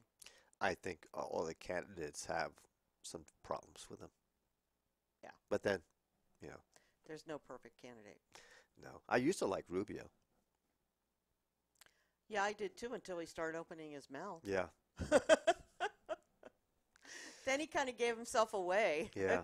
Well, here's the question. Is Cruz or Rubio going to get the Hispanic vote? They probably both will because they're both diametrically opposed as far as their beliefs and everything Yeah, are. but They're really different But people. Rubio is truly Hispanic. So is Cruz. Oh, from Canada. What is mother's? Rubio's not from Cuba. He's from Miami or South Florida somewhere. Yeah, isn't his family Cuban too? Yeah, but his family's Cuban. But so was Cruz's. Cruz's mom was Cuban. Yeah, so, through Canada. You know, I'd like to know if I think that one of them doesn't even speak Spanish, and I can't remember which one it is. I think it was Cruz. No. Yeah, I'm sorry. Yeah, Cruz. Because Yeah. Rubio made a comment. Cruz was criticizing Rubio, and Rubio said, "Excuse me, you don't even speak Spanish, so how the hell would you know what I said during the Spanish interview?"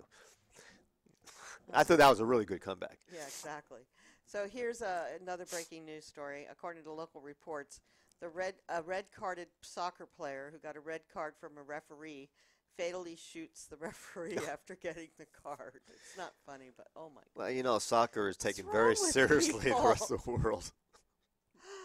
Oh no! And in Queens, a man died after getting caught in subway doors of the F train. Ow. Oh, Those things are geez, dangerous. On bread. Oh my goodness, that's just really scary. It was like that revolving door at the Hyatt. An electric revolving door is a recipe for disaster. You know, and it has sensors, so if someone's almost getting caught between the door, it just stops immediately. So if you're not paying attention, you could really walk into the side of the door. I mean, it's anyway. For us old farts who don't pay attention very well. Yeah, Yeah. it's a little dangerous, Yeah. definitely. Yeah, but it Yeah. was fun. It was fun trying to get in on time. What was that? Oh, was you hitting your microphone? I'm trying not Nice job. So trying not- instead, you break our eardrums by slapping the microphone. I'm not trying not to cough into the microphone. Sorry, folks.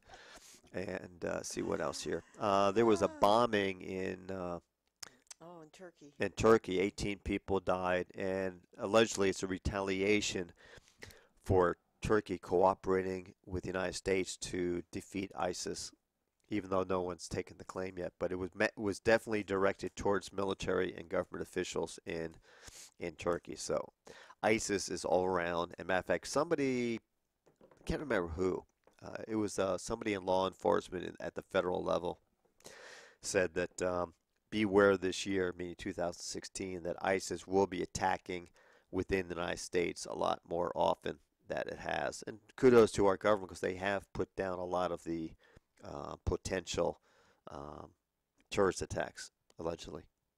So, will you quit looking at puppy dogs? Well, I was actually suggesting Trina Johnson adopt him because it looks just like the dog she lost in the fire. cute. Yeah, and then Jamila said, "Send him to me, Mama." I said, "Come and get him." Can't even take care of yourself, kid. Right. And you're going to take care of a dog? Yeah, she had such great success with her cats, of which we own now 3 out of the 6. And my sister has taken one, and Right. dazzle. No, Anyway. she doesn't need pets. No, she does not. She's too busy with her social life. Yeah. But you know, she still works. She's still doing her job. I'm very proud of Yeah. her. Our daughter is really doing good. She lives in Scottsdale, so she's kind of a potty animal. Yes. But you know, she's keeping a head on her shoulders. She's turned a quarter century now, and she still That sounds old. hasn't given us any grandkids. She still hasn't gotten herself mixed up with any guys. She's keeping free Wait a and minute. single. Didn't you see her Facebook post? What? That she broke up with her. No, that's that same guy that she broke up with a year ago. Oh, and okay. Yeah, the ex. Yeah. Yeah, whatever. That keeps calling her fat. He's just because he's mad. It's not No. fat. Our daughter Matter of fact, she does not take after me at all. she needs to put an extra 15 pounds on. Actually, no. She said she weighs close to me. She weighs about 125, I think.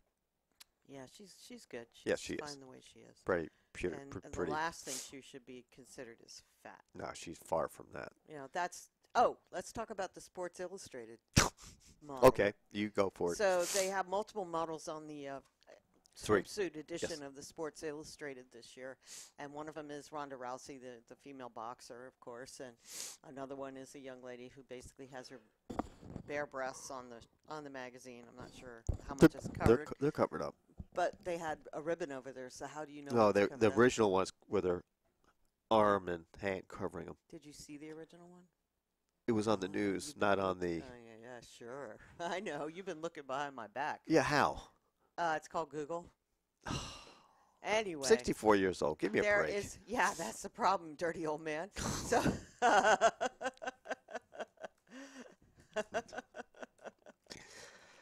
so anyway, one of the other models, which is Lindsey Vonn is also in it. She's on there only wearing body paint. So Oh, that's right, yeah. Anybody ever wants to see a hot Lindsey Vonn, who used to, of course, go out with Tiger Woods, she's won a gold medal and doing skiing. So you want to see that. That's what you'll get from there. And then this other girl, her name is Ashley. I'm trying to find her exact last name. Guess I'm gonna have to go to their page. Oh, poor baby. Actually, I have to Oh, look. and Ronda Rousey is body painted too, so that could be really interesting. She's a good-looking woman for a boxer, I'm telling you. So, there she is. This is Ashley Graham. Okay. See, told you. Sports. Oh, you're right. Sports. Yeah, she's holding herself Yes. like that. Sports, but Ronda Rousey's in body paint. That's Yes. hot. Okay, so Sports Illustrated. She has a great body. Are you kidding me? Look at that. There isn't anything bad about that body. I didn't think you wanted me to look. Well, I don't care if you look. Okay. What, are you going to jump through the magazine and get her? Well- I don't have to be jealous of women on magazines. I was just teasing you. Anyway, this girl, Ashley Graham, is a size 14-16, which makes her the swimsuit edition's first so-called plus model and plus size model. And I am just so thrilled with Sports Illustrated for breaking the boundaries and showing that us curvy girls can now also be gorgeous and look good in a bathing suit. You know, I mean, in my opinion, she's a little bit too much on the heavy side, but I get what they're trying to do. And I think that they did a great job, and she's got a great personality. So she's been rocking this thing on all the talk shows and everything. And I think it's a breakthrough. It's a real breakthrough on image. Oh, she's Kudos pretty. to them, yeah. Just a little bit. She's a little Needs to chunky. be firmed up in certain areas. She's chunky, let's face Yeah. it. I didn't like the way her arms were a little too, you know, when she's my age, she's going to have grandmamas that reach down to her waist. So, so anyway, that you know, we're almost done here. I know. We've been That was- rambling. Yeah, 3 hours. I hope we didn't bore you too much, guys. I promise we'll start having guests. Hopefully by next week, we'll have some live people come in here besides Well, us. better than dead. But I think this has been a good show, and I hope you like the new format with the news and information. It'd be nice if we got some callers calling in. It is possible to call in during the show, so maybe next week we can get some people to come and chime in on some of these subjects. I feel a little one-sided when it's just Pete and I giving our opinions. So let's get some more people listening. We're back on track now, guys. We'll be here every Wednesday now from 9 a.m. till noon on LCM-TV.com and also on YouTube at the Lake County Magazine channel. So we are here and we're not going anywhere. Just in case you heard rumors that we're, going under. and Nah, this we're and still that. here. No. They can't get rid of us that easy. And a repeat of this program will be on our LakeHomeMagazine.com website. We'll Right. put as an article, and then we'll put it as an archive. And then also the Lake County Magazine YouTube channel, you'll be able to go back to that also. And it's also as archived on Roku automatically. Yes. Yes. Yes. And it's interesting, folks. I know we only got a couple of minutes. I had a good friend and his wife call me yesterday who was a client way many years ago, and they've been looking for me. And they did a search and saw us on YouTube. And all of a sudden they started watching. Oh, they're probably watching right now. They might be. They might be. Well, they're at work, but they I wanna might say be. hi to Sean and Susan. Thanks so much Yep. for getting back in touch. And so they found us on YouTube on the Lake County Magazine. So it's not just to watching programs. You can find people on there.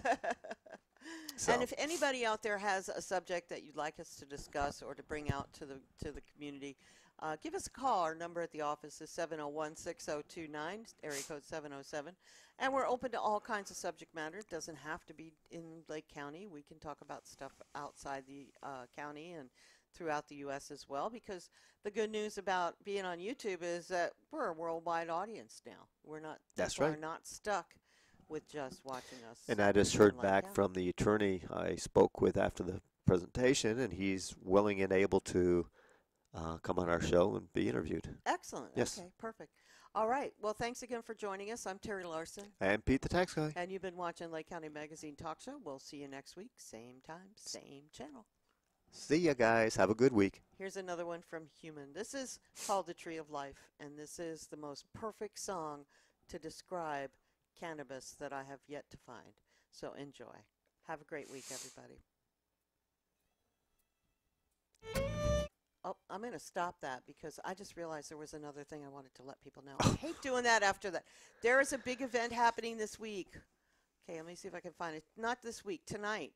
It's a, shoot. You know, I hate when I blow it like that because we were so much on time. It's called Spring Has Sprung. I'm going to just run over it real quick. It's happening at the fairgrounds. It's being sponsored by the Chamber, and it's a business mixer with an appetizer competition, and it's happening from 5 o'clock today to 7 p.m., and it's going to be at the fairgrounds, 401 Martin Street, and it's a free event, and we invite you to go up there and meet your local businesses, and they're going to be competing. People will be competing in an appetizer contest. You could be the judge, and there'll be raffle prizes, a no-host bar, and music by Sounds Like Fun DJ. I think that's Tony Bartel's group. A fun way to get to know some of the newest businesses in the Chamber while meeting your friends and neighbors, and there's no cost for that. And on that note, I'm going to take you back here to the Tree of Life with Human. All right. Once again, folks, see ya. Peace out.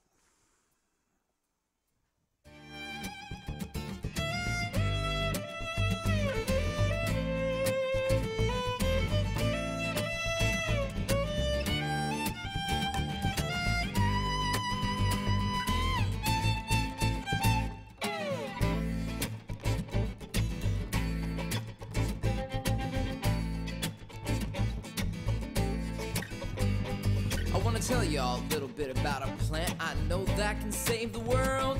It grows long and tall and has flowers that can make your mind swirl.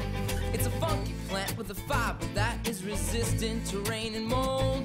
It's the strongest plant fiber known to man, the best rope you'll ever hold. Well, the pioneers covered up their wagon trains with a canvas made of hemp. In Washington and Jefferson, they grew it on their farms and said to make the most of it. The first stars and stripes were sewn on hemp, the first Constitution too. It's used around the world for food, fiber, oil, medicine, and fuel. And if we press its seeds, we won't have no need for any other oil. We can make paints and inks, or run our cars, grow it back next season. It'll fix the soil, the most nutritious seed we can put in our mouth with omega-6 and 3. We can feed the world with the tree of life and live sustainably. But if we cut down all the trees, we won't have nowhere to breathe. We'll grow fields of hemp instead. We can make our paper, build a house from it. It's the goddess plant growing wild and free, living the way that we ought to be. Gonna leave my children a better world than my ancestors left me. Whoa, whoa. La la la la la la la la la la la. Whoa, whoa.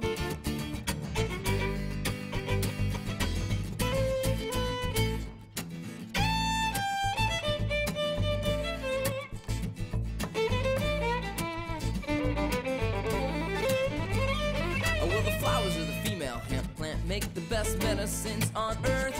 Helps cancer and AIDS patients eat their food. Helps those with depression overcome the blues. Glaucoma, epilepsy, nausea, insomnia, stress, neurosis, psychosis, pain, PMS. All the studies have been done and all the doctors agree, but they can't make money off this plant, you see, because it's free. It grows from a seed, wild and free like we ought to be. You know the future is grown in our own backyards. But if we cut down all the trees, we won't have nowhere to breathe. We'll grow fields of hemp instead. We can make our our paper, build a house from it. It's the goddess plant growing wild and free, living the way that we ought to be. Gonna leave my children a better world than my ancestors left me. Whoa, whoa. La la la la la la la la la la la. Whoa, whoa.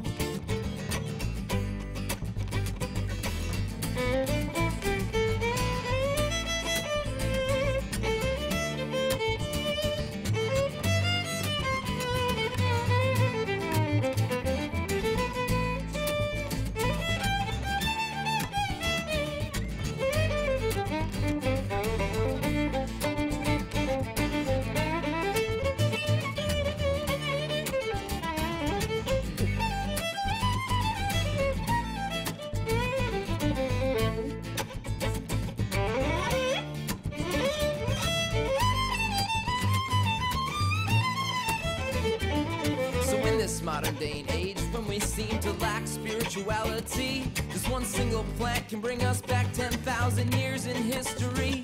To the Shiva, piranhas, the Jesus, the Christ, to the Buddha, the pagans, the goddess, the light, to commune with all the animals, be one with all the trees, to realize the goddess seekers inside me. As the earth is a mother, we gotta take care of the earth. The earth is the mother that gives life birth, and we can heal all our relations with a single green plant. We can start right now, but if we cut down all the trees, we won't have nowhere to breathe. We'll grow fields of hemp instead. We can make our paper, build a house from it. It's the goddess plant growing wild and free, living the way that we ought to be. Gonna leave my children a better world than my ancestors left me.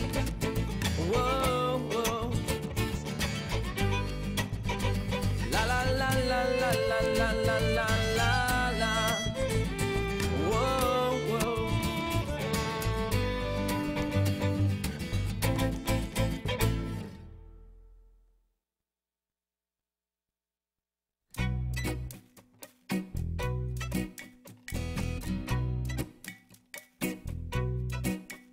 Buenos días, yo soy humano y yo entiendo solamente dos palabras: pura vida, pura vida, pura vida.